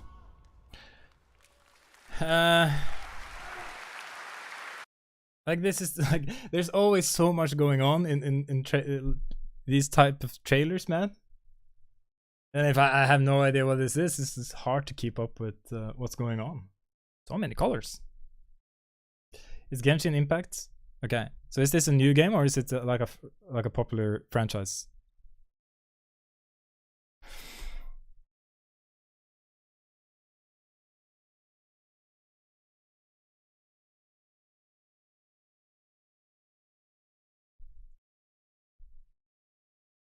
Da da da da. It's popular-ish. Right, gotcha. Yeah. Let's check out Honkai Star Rail. The Luofu's reconstruction Was it the same developer? ready for inspection, General Fu Xuan. You played it, alright. Thanks to the Skyfaring Commission, Starscape Haven is back to full capacity. Allowing Jing Wen to serve as a military instructor was a wise decision. The troops' morale is sky high, and the Realm-Keeping Commission has completed repairs in Exalting Sanctum. Harmony has returned to the Xianzhou. I don't remember Exalting Sanctum ever having one of these. What manner of evil transported us here? Great work, General! General 1, Demon 0. Please. What's going on?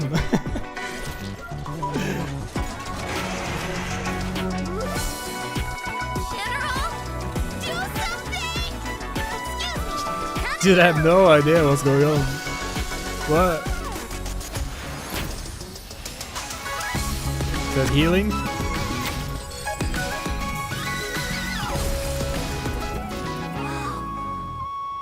an emergency, Master Diviner! Jing Yuan's not here, and the Cloud Knights haven't trained in days. Looks like I'll have to help Jing Yuan get these slackers in order. You never know where Man, to what the run. fuck? What is going on? I have no idea what I just watched. You know what I mean? Like, this girl was talking constantly and was like, like I have fucking no clue what's going on. It might be dope though. Who knows? I couldn't tell you.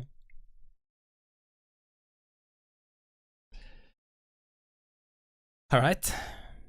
Now we're jumping into Senseless Zone Zero World Premiere.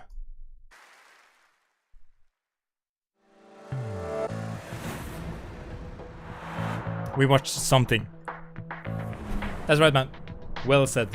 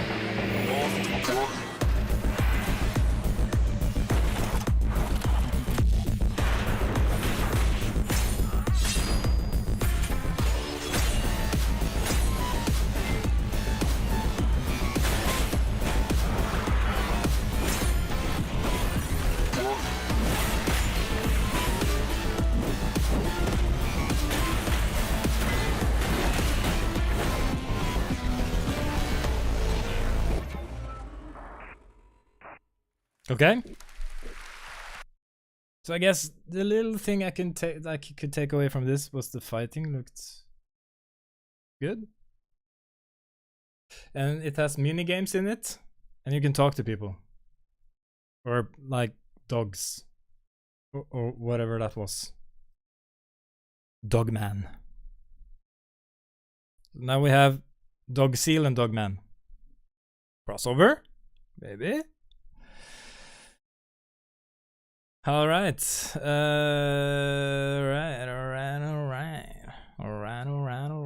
I'm Matthew McConaughey.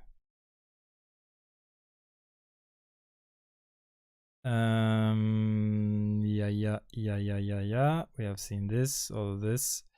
Rebel Moon. I think that's a new Netflix movie made by this guy, Zack Snyder.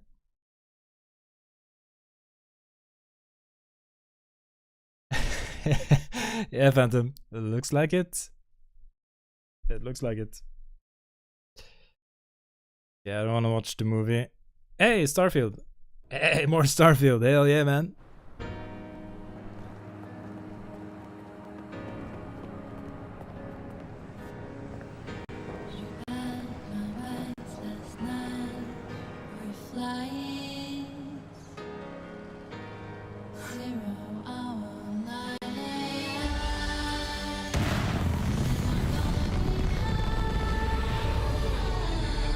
Am I gonna be copy striked right now?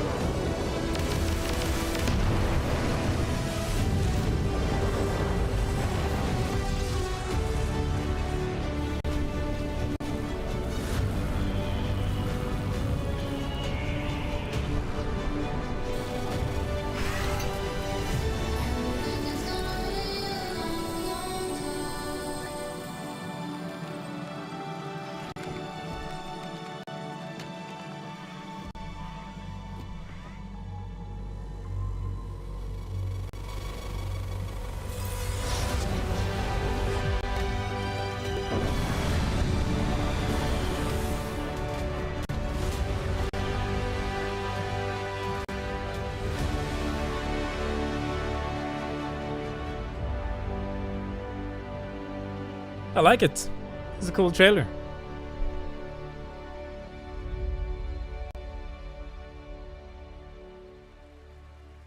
Oh, yeah.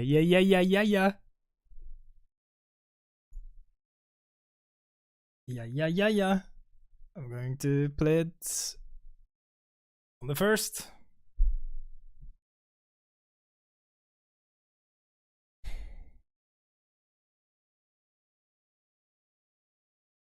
Summer Game Fest? No. That's not it. I think I've watched everything. I think. Right? I'm going to watch this. Why not? In a world divided by disinformation. Yeah.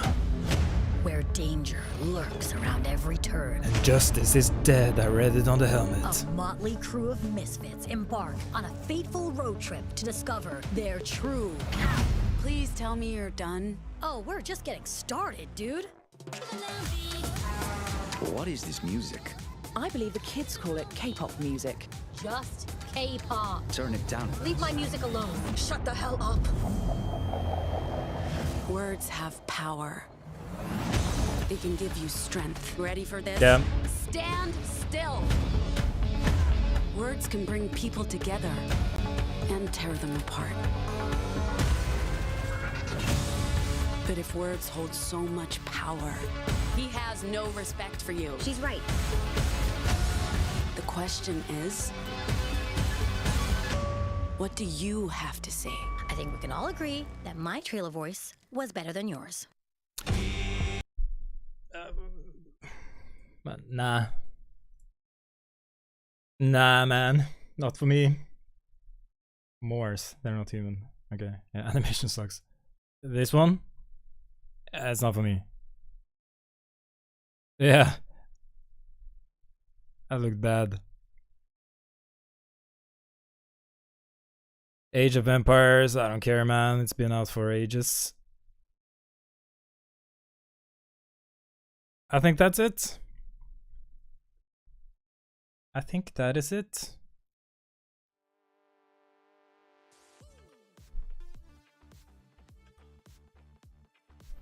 At least. There was some cool trailers though. Alan Wake 2, pumped.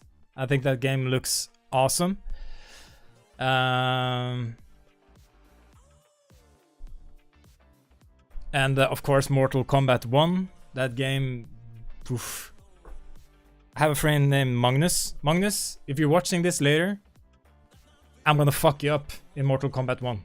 I am, man. You know? That game looks sick. Some cool, some mediocre, and some bad. Yes, that's right.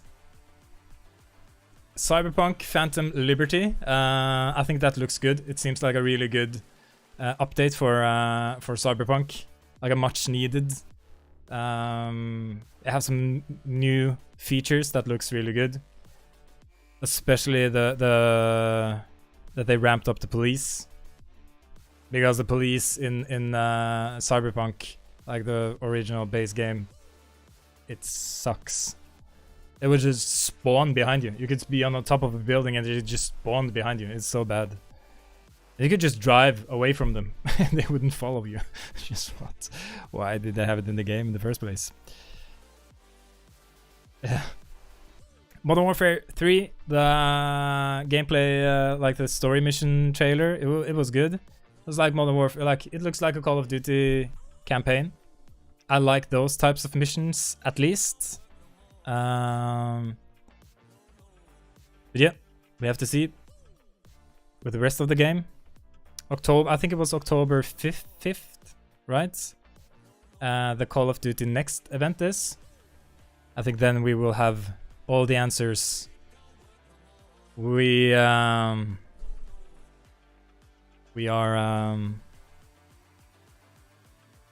my brain don't work. My brain not work. Whatever. Tekken 8. I don't know, man. I don't think the trailer was really that good, especially compared to Mortal Kombat. I'm not big on like fighting games in general, but I really do like Mortal Kombat. At least playing with like a friend, you know, playing against a friend. That's fun. Tekken 8, I don't know. If I'm not going to play, you know, both.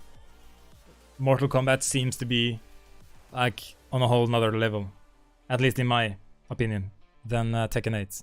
They are, of course, they play differently, but like Mortal Kombat, man, fight that looks so good. Assassin's Creed, a bit like okay, I think it looks aight. Brain not braining. Yep. Then we have Crimson Desert, which basically is every single game franchise ever made put into one game. Might be good, might be shit, but it looks good. Little Nightmares 3, that looks good. Of course, Starfield. I'm not going to talk more about Starfield. I've said all I have to say, all I have to say about that shit. Hyped as fuck. Bad idea, but here we are. Black Myth, Wukong. Like that game, it looks so good, man. It looks so good that when they first revealed it, I thought it was fake. But it's real. And yeah, some other good trailers. Like you said, Phantom, both good, some mediocre, and some bad. Straight up bad. But this year is a busy year. Like at least September and October are busy months when it comes to gaming. There's a lot of games being released that looks dope. Like, how am I supposed to play them all? Especially with Starfield, man. 1,000 planets? I can visit 1,000 planets? Like how? Like I'm not going to be able to play anything else. Then we have the X-Defiant. If you weren't here in the start of the stream, I'll show it to you now. This is their latest tweet, or X, or whatever it's called. Basically, they're saying that they're apologizing because they have been very quiet. They haven't said anything. That they're in the phase of submitting X-Defiant for release and squashing any last-minute bug. They're making progress every day, and they can't wait for us to get our hands on it. So hopefully, I think that game releases soonish as well. They have said summer 2023, and I think the last day of summer is September 23rd. They still have some time. PS4 gets no Starfield? No, I don't think it does. I think that's a next-gen game only.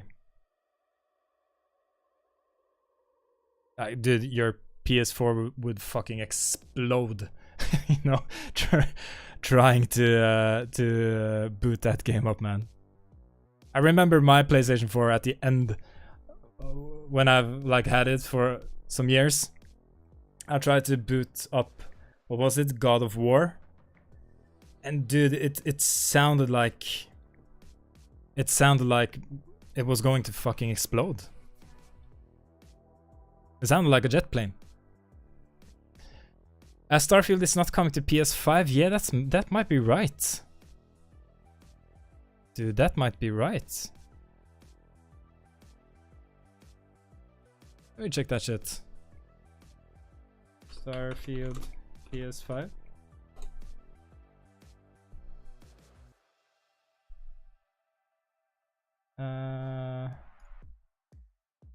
No.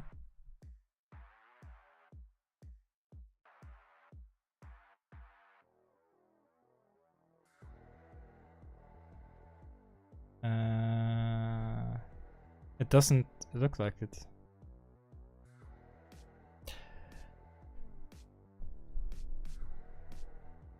Yeah, the thing is that Microsoft acquired Bethesda. So they bought Bethesda, which are the developers. So Microsoft just wanted to be exclusive on Xbox and PC. So that's the reason, man. Because the PS5 is more than strong enough, you know, to have that game. That's the bad thing about all this. When you know, Microsoft and Sony buys different studios. Yeah, why does the console war even exist then, man? It's to sell consoles, basically. Sony does it, Nintendo does it, Microsoft does it. It's not like it doesn't benefit us, the gamers. You know what I mean? I think it's especially bad when both Sony and Microsoft does it, when they take, you know, third-party studios, because Bethesda has always been a third-party studio, you know. They have released games on both Sony or PlayStation and Xbox. And when they buy studios like that and don't release them on the other console, that's a shame. And that is the problem with Elder Scrolls as well, which is a Bethesda game. Like, Microsoft has said that they haven't decided yet if like the next Elder Scroll game is going to be on PlayStation. I hope they I really hope that they don't keep that to themselves, you know, because Elder Scrolls is such a beloved franchise. Same with Fallout. And I don't think it's like a good move to eliminate like players based on the hardware they like to play their games on, you know. So hopefully Microsoft won't do that. So, but yeah, that's the whole that has been the whole battle with Call of Duty as well, because Microsoft wants to buy Activision, right? They want to buy Activision Blizzard for $60 billion. That's a lot of fucking cash.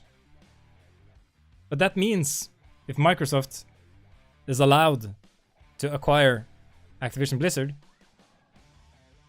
that Call of Duty, which is Activision game, wouldn't be on PlayStation. But Microsoft has signed a deal with Sony that if they buy Activision, that Call of Duty games will be released on PlayStation. So that's good. Because that would not be good. Console races. Yeah, it's basically what it is.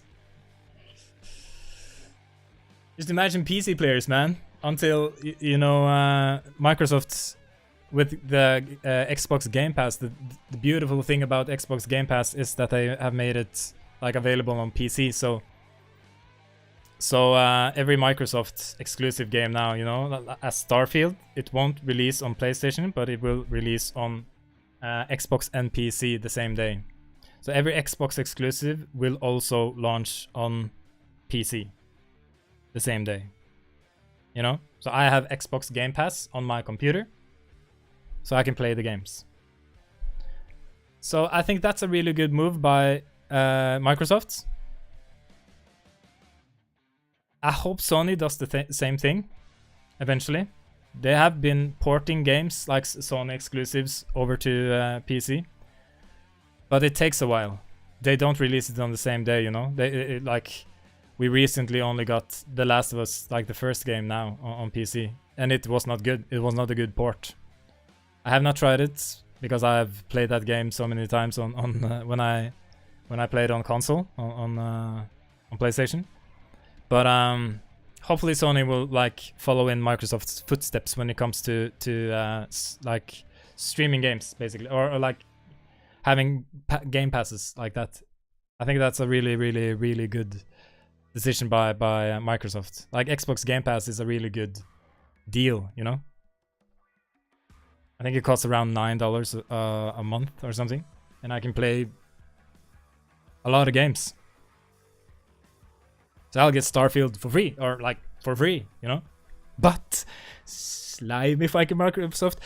If I want to play it, you know, 5 days earlier, if I want to play it on September the 1st, I have to upgrade to premium. But because I already am subscribing to Xbox Game Pass, the upgrade costs, I think, around $30 or something. Which is not that bad, you know? It's like, you know, it's not that bad. So I'm gonna do that.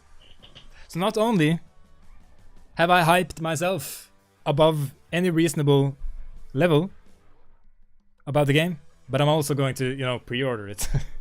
Fucking stupid me. What am I doing? I never learned. Then I'm saying the same thing about like Call of Duty, you know? Then I'm going to wait and see if that game turns out to be as good as it sounds, you know, because we have been lied to too many times when it comes to Call of Duty. But then November comes, you know, all of a sudden I want to play Call of Duty, and then I fucking buy it for $70. These, you know, the marketing people, they are so slick, you know, they are so smart. It's almost intentional. But yeah. But at least what's good for the goddamn industry, man, is that there's a lot of good, like, it seems to be a lot of cool new games coming out this year. Because it has been dry. There's no games to play. Like, I've been playing Halo Infinite lately, you know? And Overwatch 2. And, you know, things I've played a lot, you know? Because there's nothing else. There's nothing else I can't, and there's nothing else to play.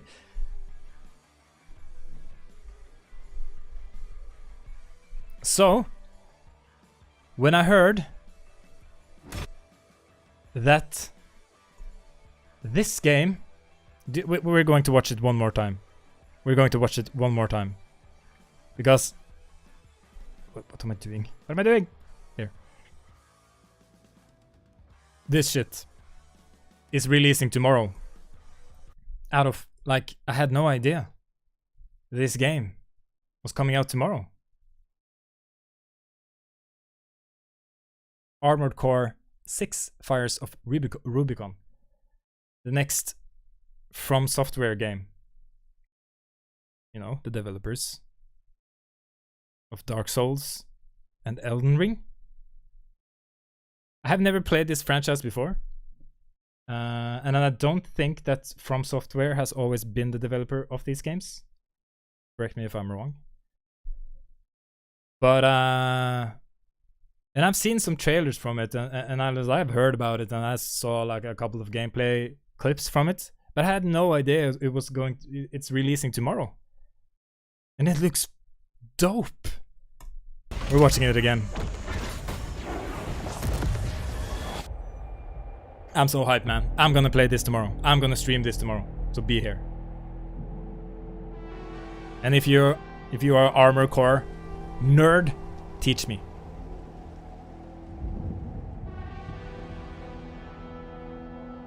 Yeah, this little game. Not a big deal, you know. Elden Ring wasn't like, not a big deal. Armored Core 6 Fires of Rubicon is a sci-fi mech action game that takes place in a future where interstellar travel is common. On the blockaded planet Rubicon 3 in a distant star system.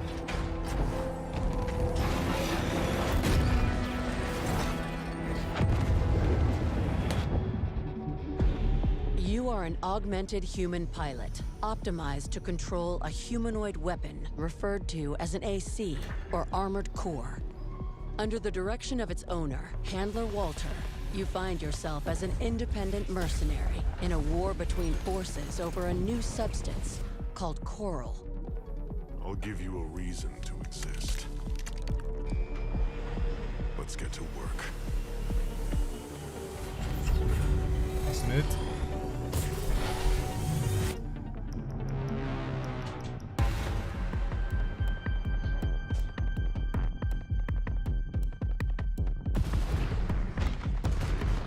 The AC is a weapon that can perform three-dimensional actions that humans cannot. It can move freely between the ground and the air, and use up to 4 weapons simultaneously. Stagger is an important element to consider in battles between mechs. While dodging the enemy's attacks in 3 dimensions, continue to press the attack and aim for a direct hit when the enemy's attitude control system is down.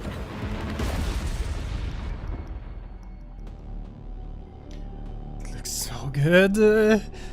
Assembly allows you to customize your AC, granting you incredible freedom in battle. The durability and weight of the AC are determined by its frame parts. Leg parts in particular significantly change the behavior of the AC. Bipedal legs excel in maneuverability. Reverse joint legs specialize in jumping power. Tetrapod legs can stay in the air by hovering. And tank treads turn your AC into a mobile fortress on the ground. I mean, come on, right? If this doesn't look fucking badass, I don't know what is. Coordinate your attacks to cause enemies to stagger and then follow up with a direct hit. Continue to optimize your AC by The optimization looks really good. that define its basic performance. The paint function allows you to decorate the AC that you've assembled, set the coloring and texture, apply your own original decals, and create your one-of-a-kind, personalized AC. Then upload your AC data and share it with other players.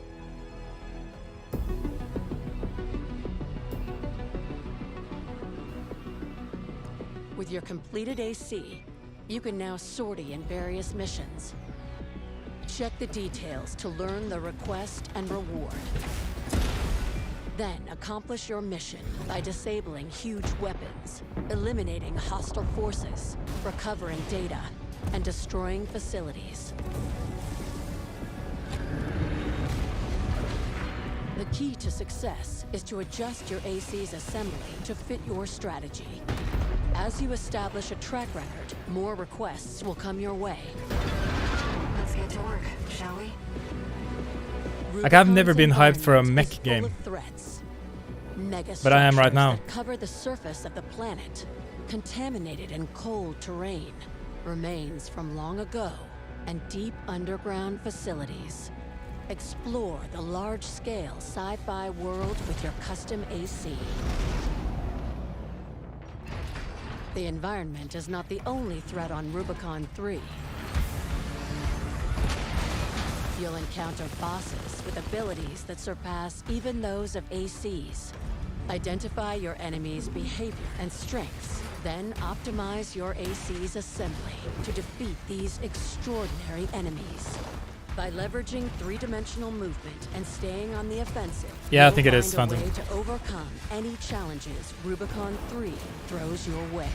Like, just look at this fucking boss fight, man. Come on! It looks so good.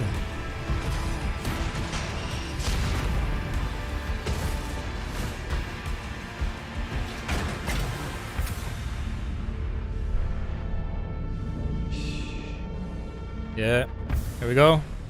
Boom!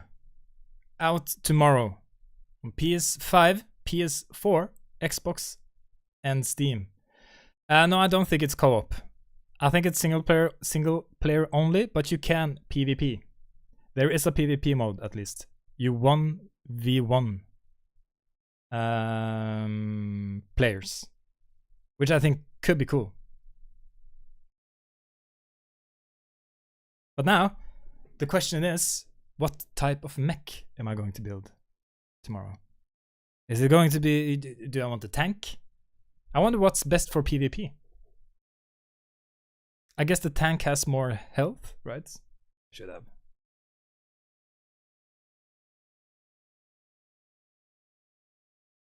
The game looks dope, and the thing about, you know, when a developer has released, like I've said this already, I'm gonna say it again. I watched this at the beginning of the stream. And I talked about it then, but I'm gonna talk about it again. A developer like From Software, like every game they have released, like all their titles lately, you know what I mean? Like Dark Souls and Bloodborne, of course Elden Ring, which is it's just a fucking masterpiece of a game, you know? When you have that company, when they release a new game, you have my full attention. It doesn't matter if it's a game I usually would have played, because if this game was made by another developer, of course, if it looks like this, I would like play it, but maybe. But because I trust that From Software makes good games now, they have my full attention when they release new stuff, you know. So that's why AAA developers should strive to always deliver good product, which are finished, you know. Do not release unfinished products. Take your time, release something cool. And everything I've seen from Armored Core 6 already just looks fucking awesome. It does, you know. Yeah, it is From Software that is making this game.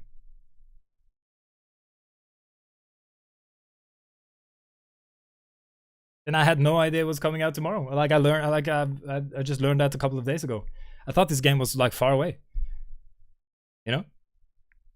But I don't think it plays like Elden Ring and the Dark Souls series. I think it plays like an Armored Core game. I've never played any of the Armored Core games, so I'm a total noob when it comes to the franchise. I've heard about it, you know, but I did not know it was From Software. But I think they have like made a good Armored Core game, and I know that so you played it before. It's a faster paced game. Yeah, it looks like it, right? But I think they have the difficulty, maybe not all the time as in like the Souls series and Elden Ring, but as far as I know, like people have been struggling with the bosses, like they haven't beaten a boss in an hour and shit. And I think like I checked this earlier, the reviews are out for the game, and it looks like this. Boom, 87. That's good, you know. These guys make good games.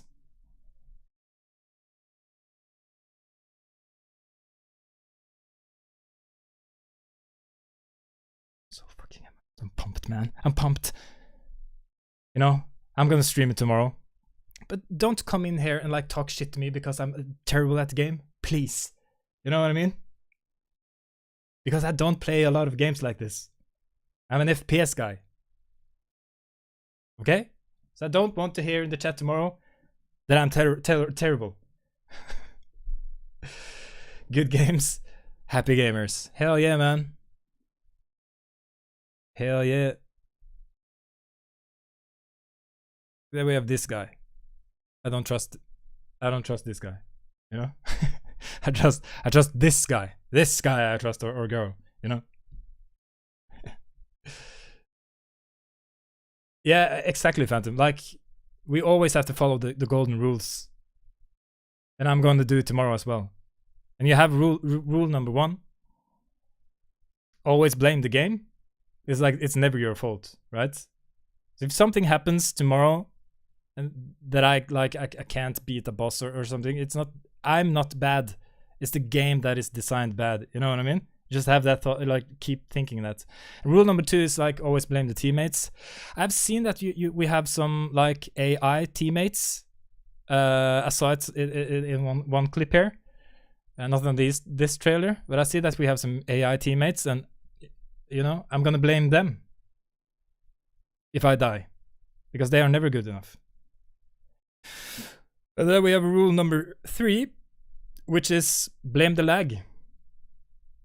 You know, we're gonna blame the lag. If I miss my shots or miss my shots, I'm not missing my shots, you know? It's just the game is lagging. So if you think like that, you'll become a pro gamer right away, like me, Mr. Neons. And if you haven't smacked that like button yet on the stream, do it right now.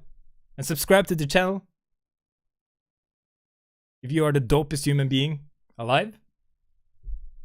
And of course, ring the bell so you get notified whenever I stream or upload new content. You know?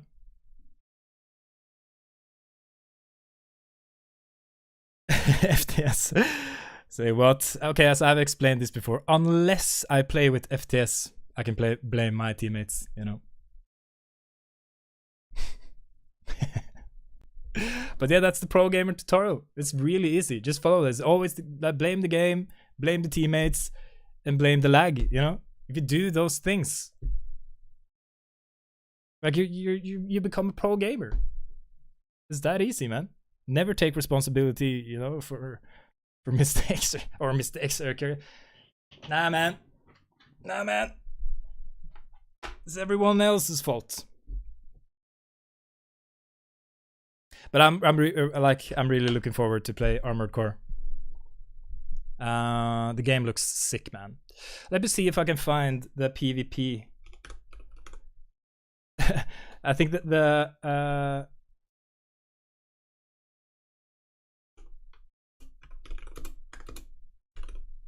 the match that I saw, there was one guy, he absolutely destroyed him. He was playing tank, but the other guy might have just played it wrong, you know.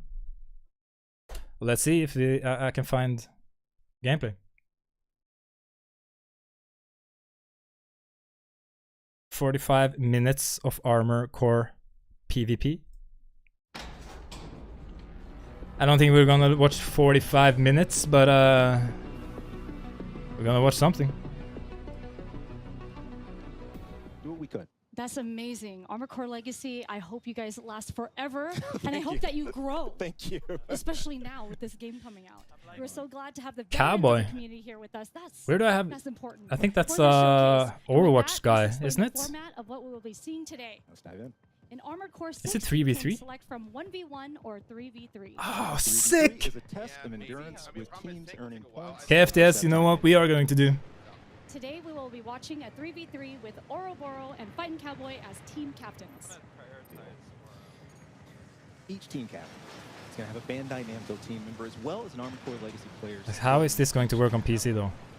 Our Armored Core Legacy players from Chang will be joining Ouroboros, and Cleric will be on Team Fighting Cowboy. Right on. I'll tell you what, Fighting Cowboy and Ouroboros specifically, we have this kind of bloodbath going, you know, between them, there's this rivalry. It's really hilarious.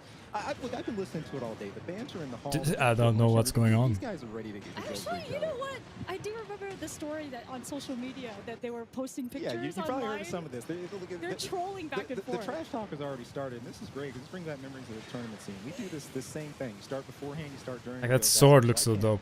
This PvP section. This is the section. This is what we're all waiting for. Absolutely. I was scouring the internet, and obviously we're doing this today, and I know that there's no PvP online. Right. This is the debut. Exactly. And I've been, you know, I even watched the Japan one, and I was like, we're gonna see some good stuff today. That's the important thing here. We don't have anything canned. There's nothing. Do I have to like take out my controller and play this game? Right here, absolutely. I might have to. I'm so excited to go through this.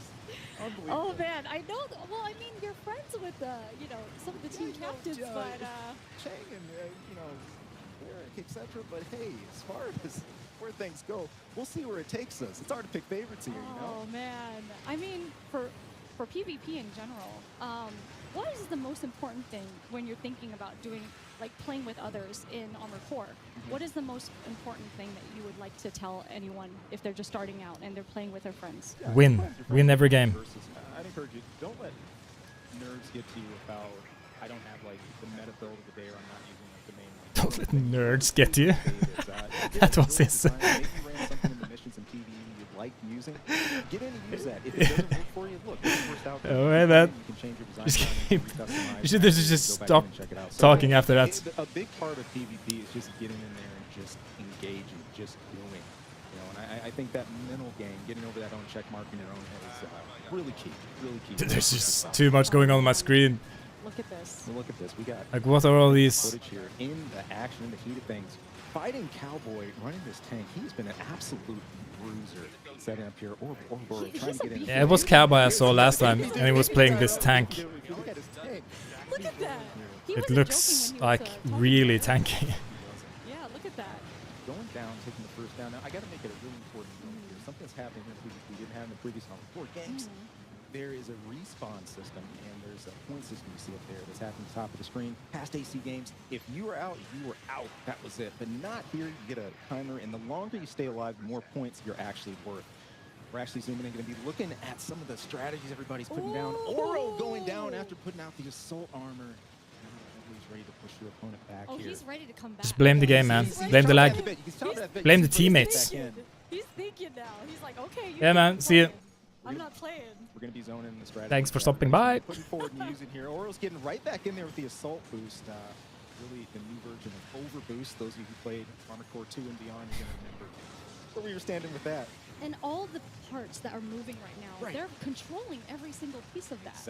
Exactly. It looks fast-paced, man. It's important to note, they're not using every single part that's available. There's a list, kind of a canned list of parts we can use today, because we can't use everything. Oh, I see. But let me tell you what, everyone is putting these to max use as far as I think, though, that if you're not familiar with the game and how it works, it's not going to be exciting to see PvP. Oh, yeah. It seems, you know? I think you have to like play the game yourself to actually understand what the fuck is going on the screen right now, because I don't, you know? But I guess if you do, you know, it might not be for everyone. Hell, I might not even like it, I don't know. Because it looked like just now it looks absolutely just chaotic. I have no idea what these bars are. Flashback simulator, yeah. Get that boost kick in the blade, whatever you can to put your opponent down. In the chaos of PvP here, sometimes you get ambushed, like fighting Cowboy here, taking the blade to behind. Madness. Even if you got the awareness and wherewithal to really stay in this, and you can still I feel get like, you know, but it might be after you like have played it and you've played he's like, I gotta get this guy. PvP yourself, that you actually like that this is cool to watch, you know. But when it's like switching between players as well, I have no idea. But if you like just watch one person play, you know, it might be cool. Wow, that was intense. Okay, I've seen enough. That was intense. Yeah, bro, I don't know what's going on. Intense. Felt like I was going to have a stroke.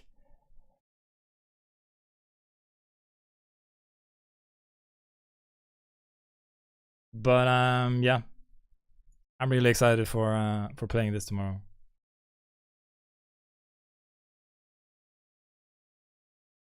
And I've said this like many times now, but it just couldn't have fucking dropped in a better better time.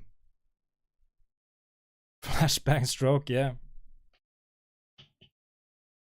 What's it called again when you get like strokes when you flashing lights? What's that called in English? Ah, what's that called, man?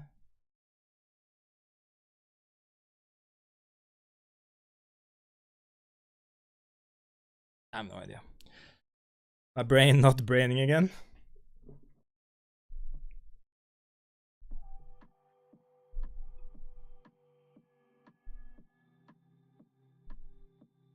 Oh, stroke. I have to like Google it. Wait a minute.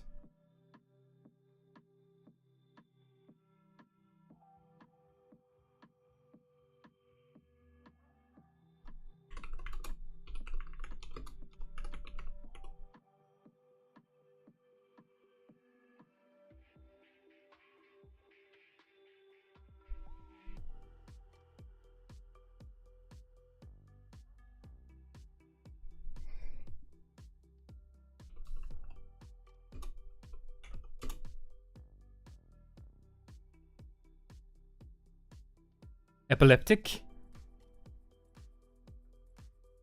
Epileptic. That's right, right? That's right, right? Or left. Oh, Mr. Neons. Oh, you're so goddamn funny, man. I think it's being epileptic, right? Yeah. See, my whole joke was that playing that game you would have epilepsy. I don't know what's it called. Damn it! Epilepsy attack. That's what it's called in English, right? Yep. That was my joke, man. Kind of butchered it. I can't speak English today. Butchered it. In Norwegian, it's called epilepsy. But I think it's called being epileptic. Whatever, man.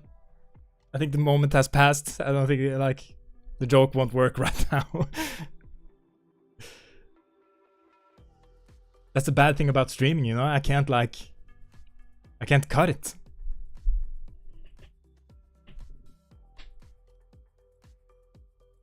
Stupid brain not braining. Is there anything else I want to check out today before I log off, though? Stalker 2 is also a game. That looks good. Games, come.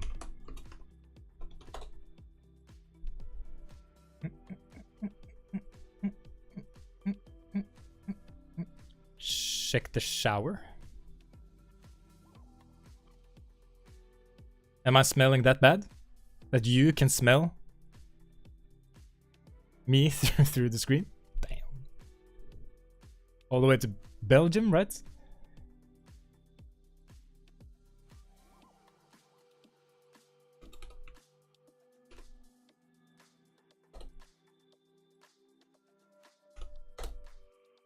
Damn. Damn, it's that bad.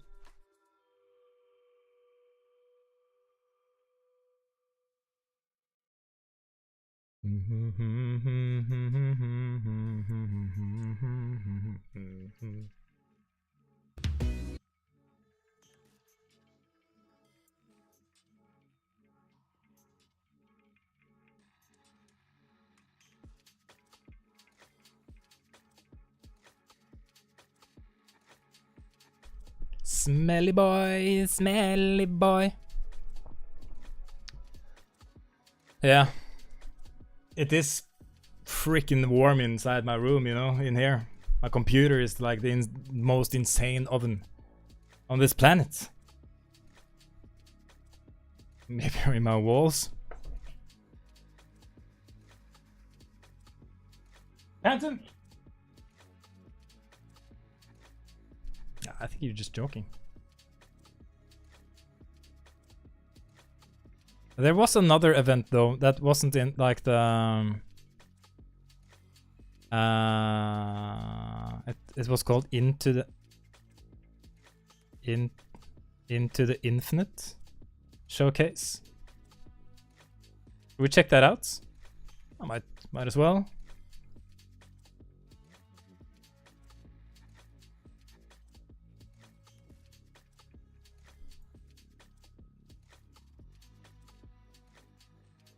Might as well.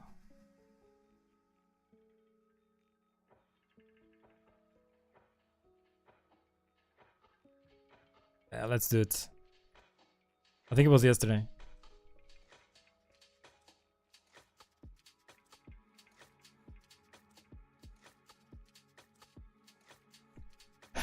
Whoa, whoa.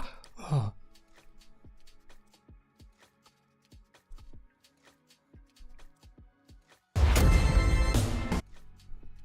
Wait a minute.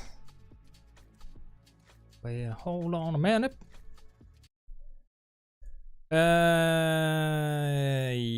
Yeah, let's just check it out, eh? Is it this? This.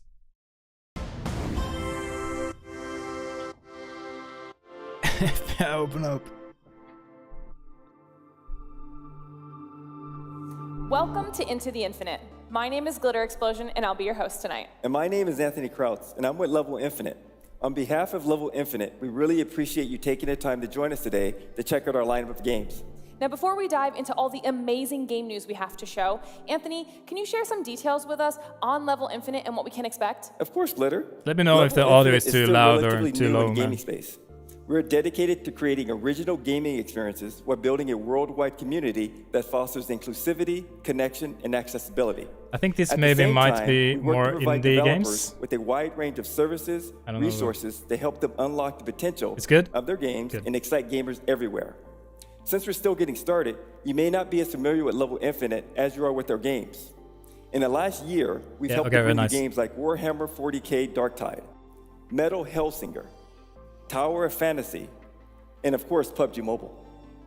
That's right. For the next 40 minutes, we've got games for PC, PlayStation, Xbox, and mobile platforms. We've got action, racing, sci-fi, fantasy, assassins, sandworms, special forces, and much more. So whoever you are, however you game, whatever you like to play, Level Infinite has something that sounded like Crimson.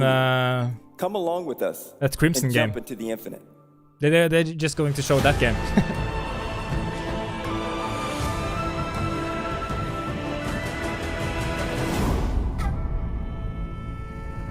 Within this ancient kingdom lies power, capable of changing the course of history. But chaos threatens the wall that preserves our peace.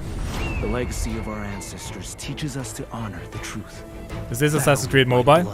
I walk the path in the shadows as a guardian, protecting this kingdom. With each strike, I defend the innocent, bring corruption to light, and deliver justice for my people. This is my purpose, my creed.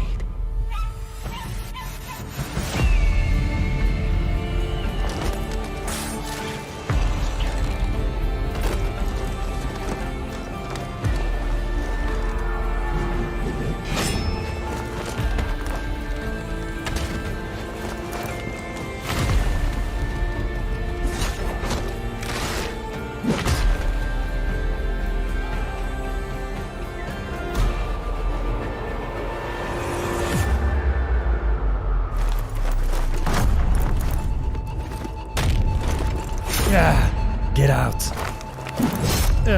Get out of my game.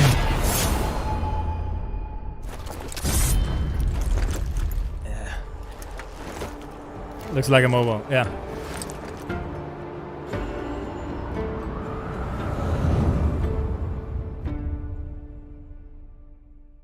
Yeah. Our first title tonight made its debut during the Ubisoft Forward conference in June this year. Like, isn't it a bit weird that like people have been asking for you know, a samurai Assassin's Creed for years, and when they actually make one, they make one for mobile? I think that's weird. Travel with us to the 3rd century. I don't play BC, mobile games, you know? Exploring the vibrant world and culture of ancient China. Experience a true Assassin's Creed adventure for free anywhere and at any time on your mobile devices. For free. We're pleased to announce that the final name of the game is Assassin's Creed Jade. Make sure to sign up for the upcoming beta now and don't miss out on any news. And make sure to stay with us to get the chance to win an Alienware laptop. Keep an eye out for the QR code. You'll need to scan it to enter the giveaway. Yeah. Dude, I've just never gotten into it. I don't know why. Like, I'm on my phone all the time. I should play games. Give me some suggestions for or like, give me some good games.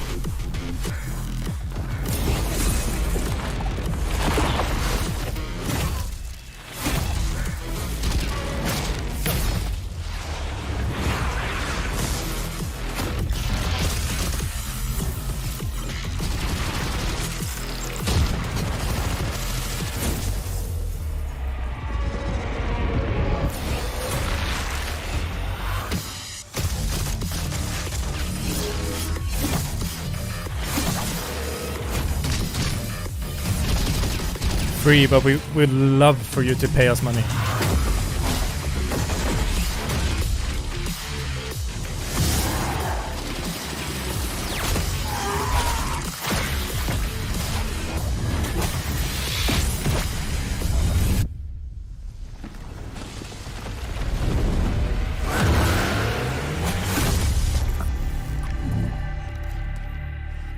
Play for free. That's on PC, it looks. I'm Clark Young, Creative Director for Synced. Very excited to be back here at Gamescom. Since 2019, when I was here the last time, we have been working on Synced and are now thrilled to finally get it into your hand September 8th on PC with console coming soon. Synced is set in the near future following a technological collapse. Billions of people have died, and the world has been overrun by nanite-driven creatures called nanos. The game's action takes place inside a sealed-off exclusion zone known as the Meridian. In Synced, you will take on the role of runners, adventurers who give it all in the Meridian, from healers to invisible fighter, from ranger to console game. Expert. It's Each coming to offers console. Different skills and Later. playstyle options. The choice is in your hands. But you're more than a runner with fancy guns. In Synced, you can tame the deadly nanos and transfer them into your fighting companion. Each one offers unique tactical options and combat advantages suiting your playstyle and loadout. But your companion is more than just a hired gun. You can deploy them into the wild, attract enemies, lock on your target, and make some real noise. When the companion nano is recalled and docked, the runner will gain additional buffs. And make sure to check out the nano leap. Combine your runner and nano with those of your teammates to fully own the Meridian. This is so much more I wanted to share with you today, but let's remember this. Synced is a unique experience you haven't tried before, and a memorable journey with seasons to come. Now, wishlist us on Steam and Epic Store and be among the first to play. September 8th, mark that date. I look forward to seeing you in the Meridian. Coming up next, a studio that is always searching for the beautiful and the crazy at the same time takes a new journey into the world of League of Legends with a story-driven adventure game about the unbreakable bond between two best friends.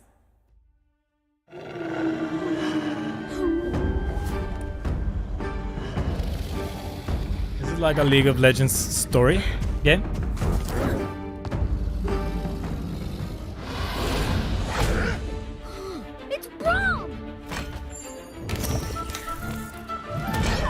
Tequila Works has made some good games, actually. Who might you two be? I'm Nunu, and this is my best friend, Willem. What brings you out here? The Freljord is wild here, not safe for children. We're looking for the heart of the blue. Maybe you know where it is? My mom told me it was at a winged mountain. Brom knows nothing of this. Heart of the blue. But a winged mountain, you say? Are these characters from League of Legends? I haven't played a lot of League of Legends.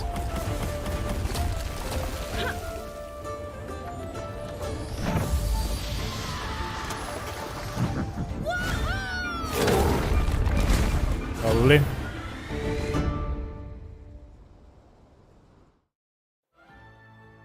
Hey everyone, I'm Rowan, Creative Director of Riot Forge at Riot Games. We hope you're as excited as we are about our newest upcoming title, Song of Nunu, a League of Legends story. For years, our players have been asking for ways to dive deeper into the stories and world of their favorite League of Legends champions. When thinking about how we could achieve this, we decided to partner with incredible independent studios from around the world to bring Runeterra to life. With these developers' expertise, dude, I can't we wait worked together to create single-player games for the that next tell compelling anime stories about these characters and allow players to take them on exciting from new League. journeys in a way only That games was can. so good. For our latest story-driven adventure game, we couldn't think of a cooler partner than Tequila Works. Hi, I'm Raul Rubio. Hi, I'm the cool guy. As head of Tequila Wars, I'm deeply grateful to Riot Forge for the freedom to choose the champions that suit our own sensibilities, for supporting our creative vision to further enrich the already vast universe of Runeterra, and for the confidence to dig into these mighty characters and unfold their humanity by doing what we love most, moving and intimate narrative experiences. That's why we can't wait for all of you to head into the unforgiving Freyr and join Nun and Willem in their journey to find the magic in the world. One is no. See you, Phantom. Thank you. Thanks for stopping by. He seems like a cool guy.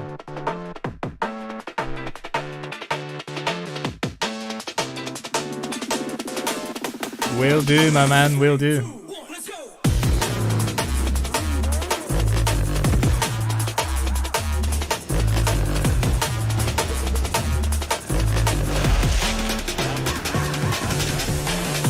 There's a lot of players, 60. That's a battle royale. Cool.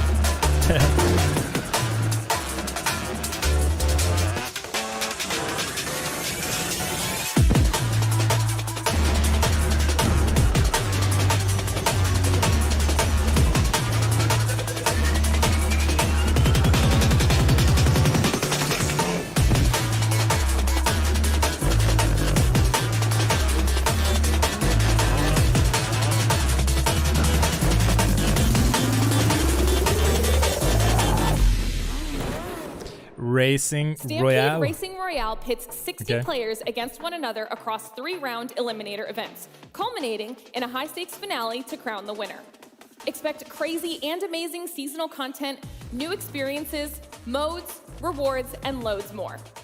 Make sure to join when the game races into early access on November 2nd. Even more exciting news, if you can't wait to get your hands on it, the game is live for its second playtest on Steam literally as we speak. Oh. Make sure to join the Gamescom racing right action now. here on the show floor or from home until August 28th by heading to the Stampede Racing Royale Steam page. So, start your engines, help us test Stampede Racing Royale, and get an early glimpse of how the game is shaping up.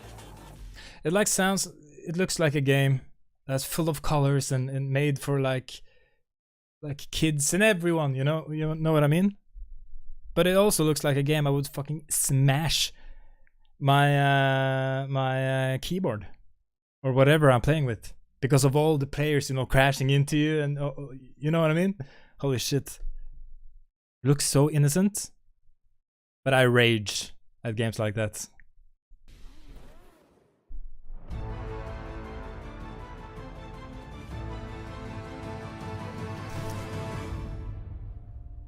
Delta Force was one of the first shooters I played, and it's big.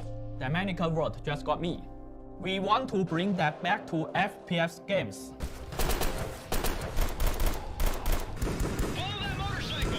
Our team is filled with die-hard Delta Force fans who grew up playing the original title on PC. That's why we are so excited to bring you a new next-generation tactical shooter game.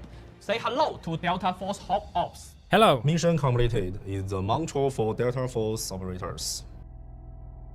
Delta Force Hawk Ops has a variety of unique operators that you can choose to play. Each playable operator will feature their own signature weapon, combat gear, and even some exclusive items.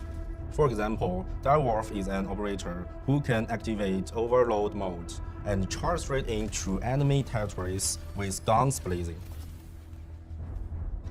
We recreate I guess it is a co-op game, right? Experience with the most advanced engine, combining with our own graphic technology and use of photogrammetry tech for both our characters and the world. Our team took a thrilling expedition to see Northwest Africa, seeing its natural beauty while learning about the local ecology and cultures. We've enlisted former Navy SEALs as trusted advisors to make sure our operators stay with fusion of swag while maintaining the authenticity we know Delta Force fans demand. Delta Force Hawk Ops will have you hooked whether you are playing on your PC, console, or mobile devices. We've teamed up with key technology partners like NVIDIA, AMD, and Intel to deliver some truly remarkable visual effects. Prepare to be blown away by NVIDIA's groundbreaking innovations like ray tracing, DLSS3, and Reflect. We are dedicated to providing players all around the world with a fun, smooth, easily accessible gameplay experience. And we are also ramping up the quality of the enemy AI. Be ready for some brutal foes. Delta Force Hawk Ops is not just another shooter game. It serves as a portal to a future-realistic realm, while technology holds both incredible power and daunting challenges. And as part of that ambition, we are bringing back one of the most beloved Delta Force titles as a single-player. I've never played Delta Force before. We also provide a large-scale, immersive, thematic world where danger lurks in every turn. Please join us as we embark on the new era of Delta Force Hawk Ops. Hell yeah! You know, that's the energy we want. Next up is a game that throws you and your That guy was friends hyped. into the heart of Evanor, a world overrun by chaos and gloom. Unlock the power I think this of game is ancient out now wayfinders and join on forces with early friends access. to unleash their devastating strength as This you game? push back a hostile force through your own path and playstyle. From Airship Syndicate and Warframe creator Digital Extremes, Wayfinder welcomes you into But a I've also rich, heard that joining a expansive server world is riddled with impossible. secrets where you and your friends You're just can waiting explore and new waiting and areas, waiting. hunt valuable beasts, take on dangerous expeditions, and overcome the hostile gloom encroaching on the world of Evanor.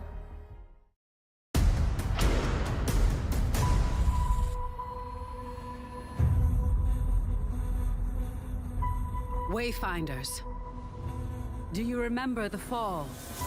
The gloom descended on Skylight. You rallied to protect the beacon and paid a terrible price. I think it is a MMO. You fell, and the world was broken. Remember who you were, who you are, and return to us. This world needs champions.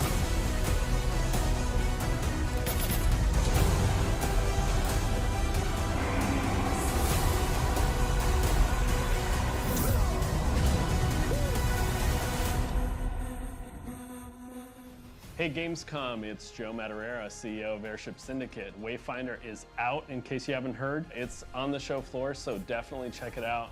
Play the game, let us know what you think. We have a lot of exciting stuff coming. Your excitement gets us excited, so please let us know what you think. Play the game now if you haven't, and have a great show. I think Hey it everyone, looks this is Steve kind Madureira of with nice. Airship Syndicate. I'm really excited everyone's finally getting a chance to play the game in Founder Season 1. We've got a lot of exciting updates coming in the following weeks. There'll be new side quests, one of which unlocks a brand new hunt, our largest hunt yet. We have 3 new hunts coming. Finally be able to face down the Reaver King. New weapons coming that you'll be able to craft, new decorations, artifacts, trophies for housing. Be sure to keep an eye out for updates, and thanks again for playing. It's about time. I think it looks good. It's available now. Maybe I should try to play it. But like I said, I've heard that you're in queue forever. That is very hard to actually get into the game. I don't want to sit for an hour, you know, waiting to get in. Hopefully they sort that shit out.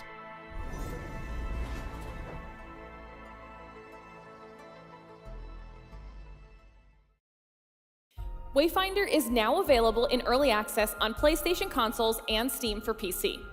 Purchase a Founders Pack today and become a Wayfinder to gain access to exclusive items and gear that will never be available again, and be among the first to play through Wayfinder's first 2 seasons, each arriving with new gear, locations, and more along the way.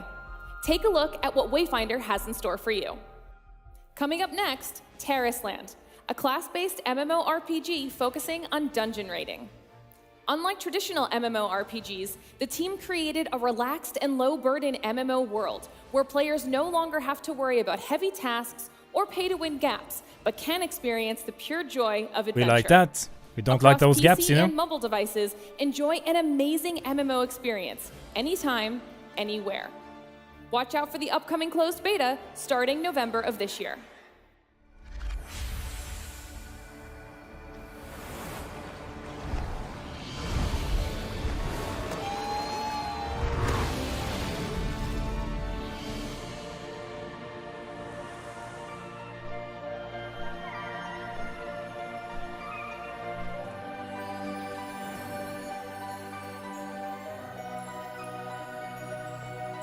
Another fantasy game?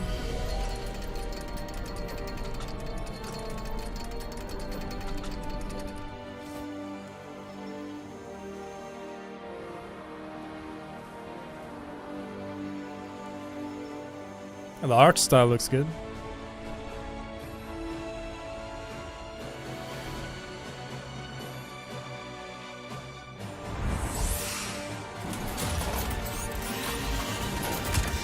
Boom.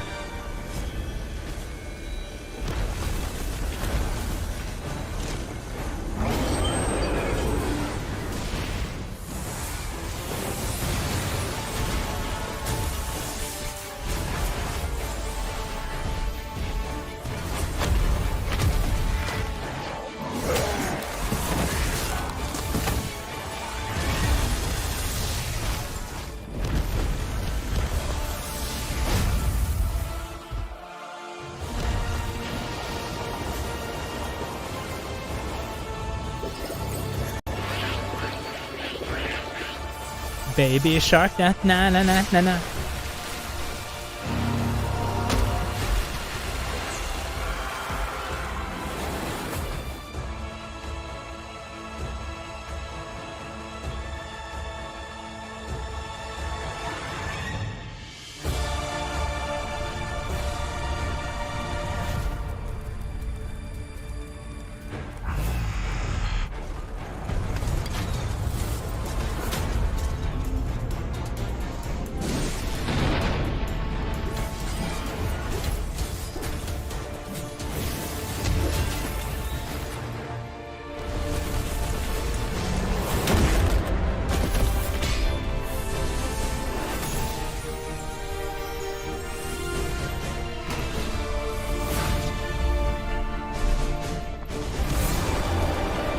That's a dope picture.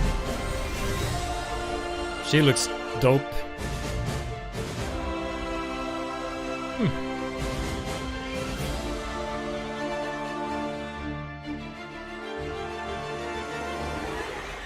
Especially like the last few images here. The game looks sick. It might be good. Gotta keep an eye out. Second closed beta, so. Next up is Fat Shark, with Warhammer 40k Darktide launching on Xbox Series X and S on October 4th, 2023, and available. Did this game already launch? Or am I thinking about another Warhammer game? On Game Pass day one.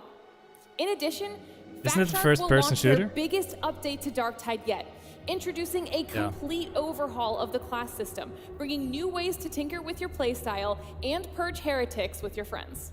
Gotcha. Update number 13, Class Overhaul, is also out on October 4th on PC and Xbox. So it's an update. Prisoners all secure, ma'am. I'll check for myself if you don't mind. But do be wary. We're boarded!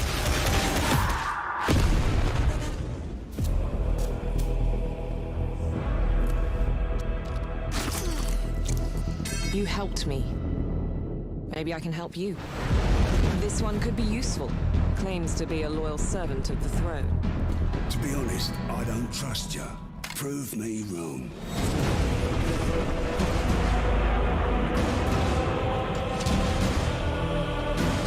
The atmosphere of the game looks good.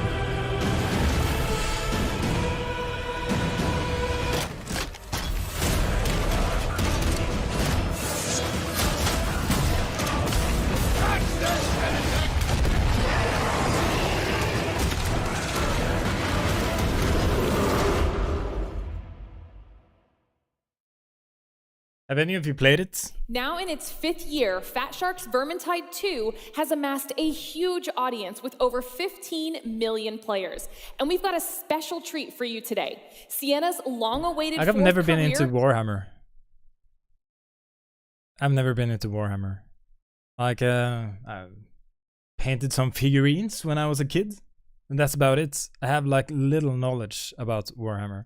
But I've seen like Darktide. I thought that game was out already. It might be like this might be just an update or I don't know. But I've also seen some gameplay from another Warhammer game, which is in third person. I think that game looks actually pretty good. I can't remember the name though. comes to the game and releases on all platforms October 19th. Check out the announcement trailer.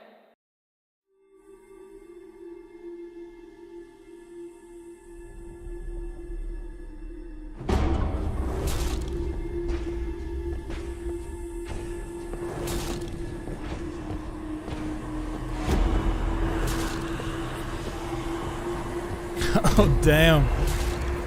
Like, she needs to lay off the drugs, man. She has taken too much amphetamine. She's been awake for like 3 weeks straight. She needs to sleep. This is all happening. This is all in her mind right now, you know?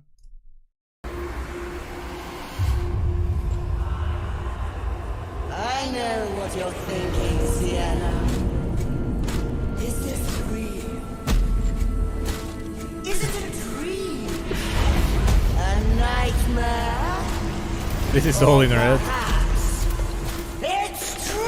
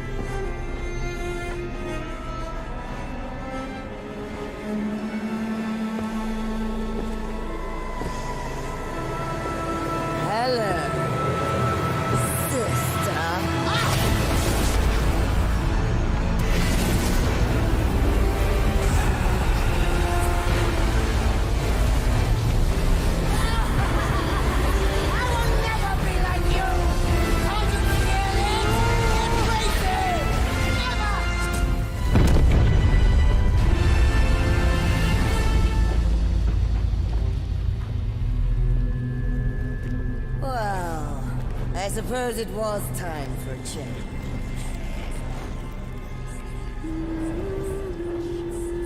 I don't know what this is. Come along, darlings. Let's go save the world. Alright. Funcom, yeah. Norway. How seductive it is to live Dune, in peace. right? There could have been a bloodless Arrakis. Yeah. The steady hand of my Duke, governing a confident workforce. A plentiful House Atreides, providing for the whole Imperium. A brilliant society, gracefully withstanding the red winds of this land. But we were not sent here to thrive. Tartars will infest this benevolent regime, and blood will be spilled. Rivals will surround this prosperous house, and violence will ensue. Unknown forces will emerge from this bountiful land, and there will be no respite. To live in peace is a privilege of the weak. And as our strength culminates, a new age of turmoil approaches. On this day begin the Spice Wars.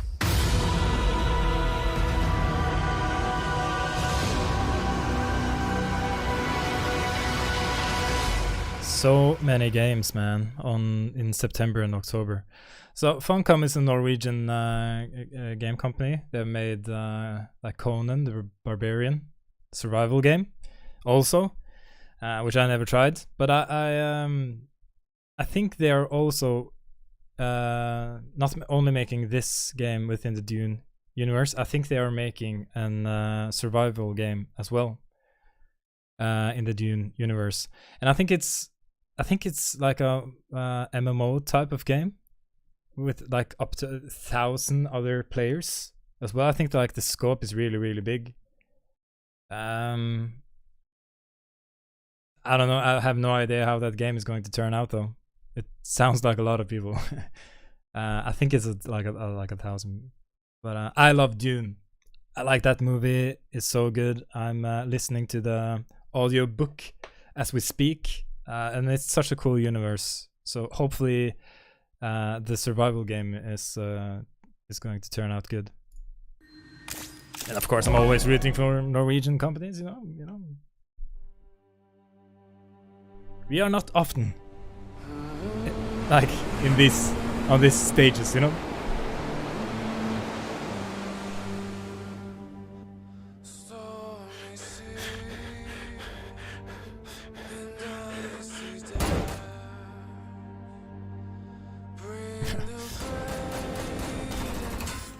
That guy face planted. The enemy in the south are stuck fast. They won't dare move a half step north anytime soon. They pissed all over our sacrifice. So many of our brothers gone. Even our warship, the King, who fought with us through hell or high water. Scuttled, shredded, rotting at the bottom of the sea. Arena Breakout? What? What are these graphics?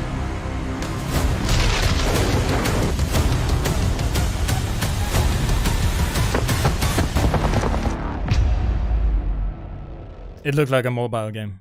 Hi everyone, I'm Yiming from the Arena Breakout It must team. be right. I'm the producer of Arena Breakout here at Mofan Studios. I started out in the industry back in 2004, working on console games like Killzone Shadowfall and Ghost Recon. For those who don't know, Arena Breakout is a first-person tactical shooter game. It's been 3 years in the making, and our goal is to develop a next-gen FPS game for mobile. Yeah.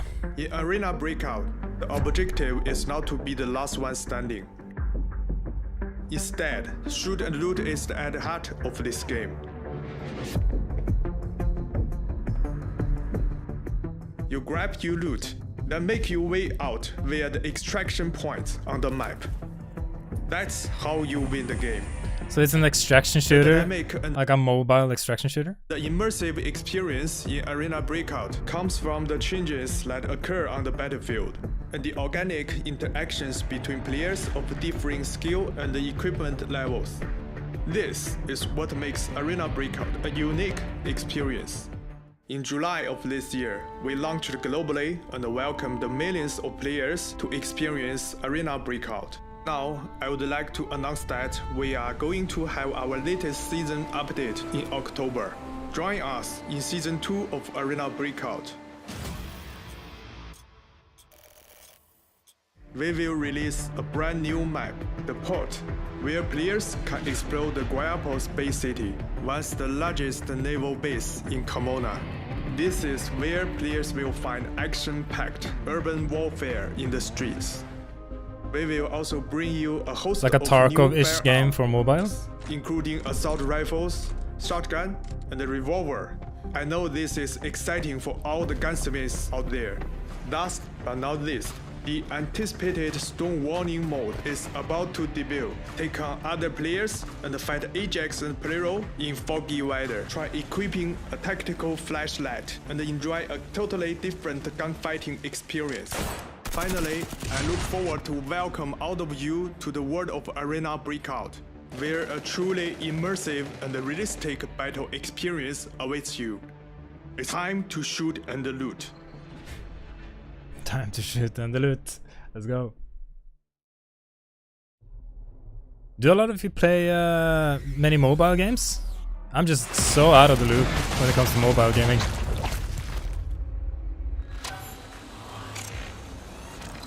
We are the Forgotten, haunting the depths of hell.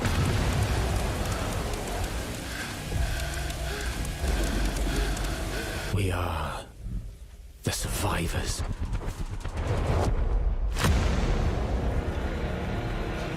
Scavenging to live one more day.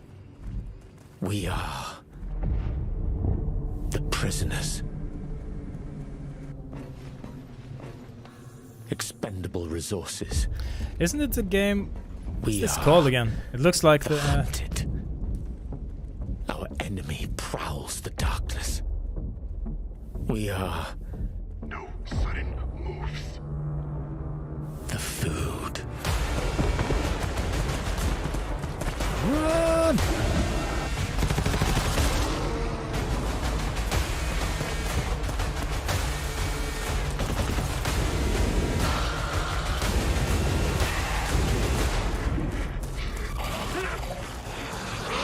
Close the doors! Close the doors! We have no memory. GTFO? No hope. It looks like that game. All we I can have forget. is each other.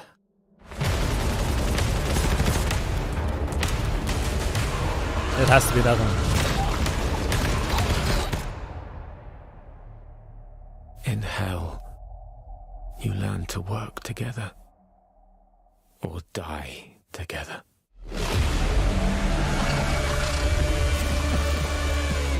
Yeah.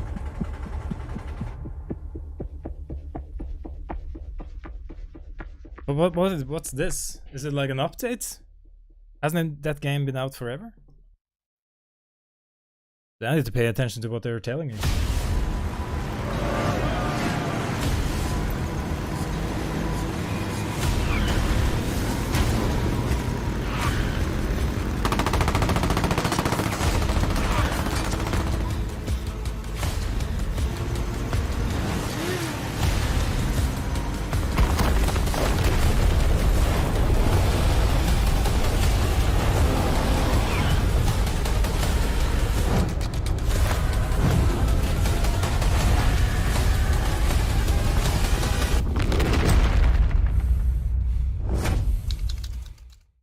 Level Infinite and Electronic Arts announced There's like so many trailers that I have yesterday. what's going on. The game is scheduled for release on iOS and Android devices later this year.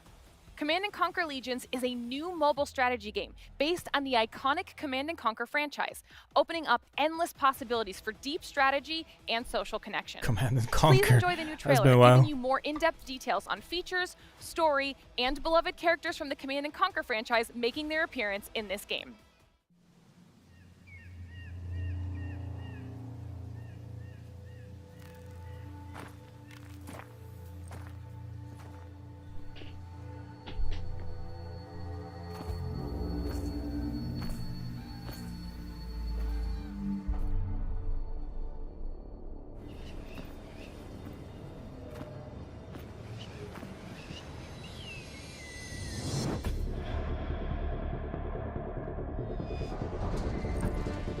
You're just tuning in, we're watching the Level Infinite showcase. I think it was yesterday on Gamescom.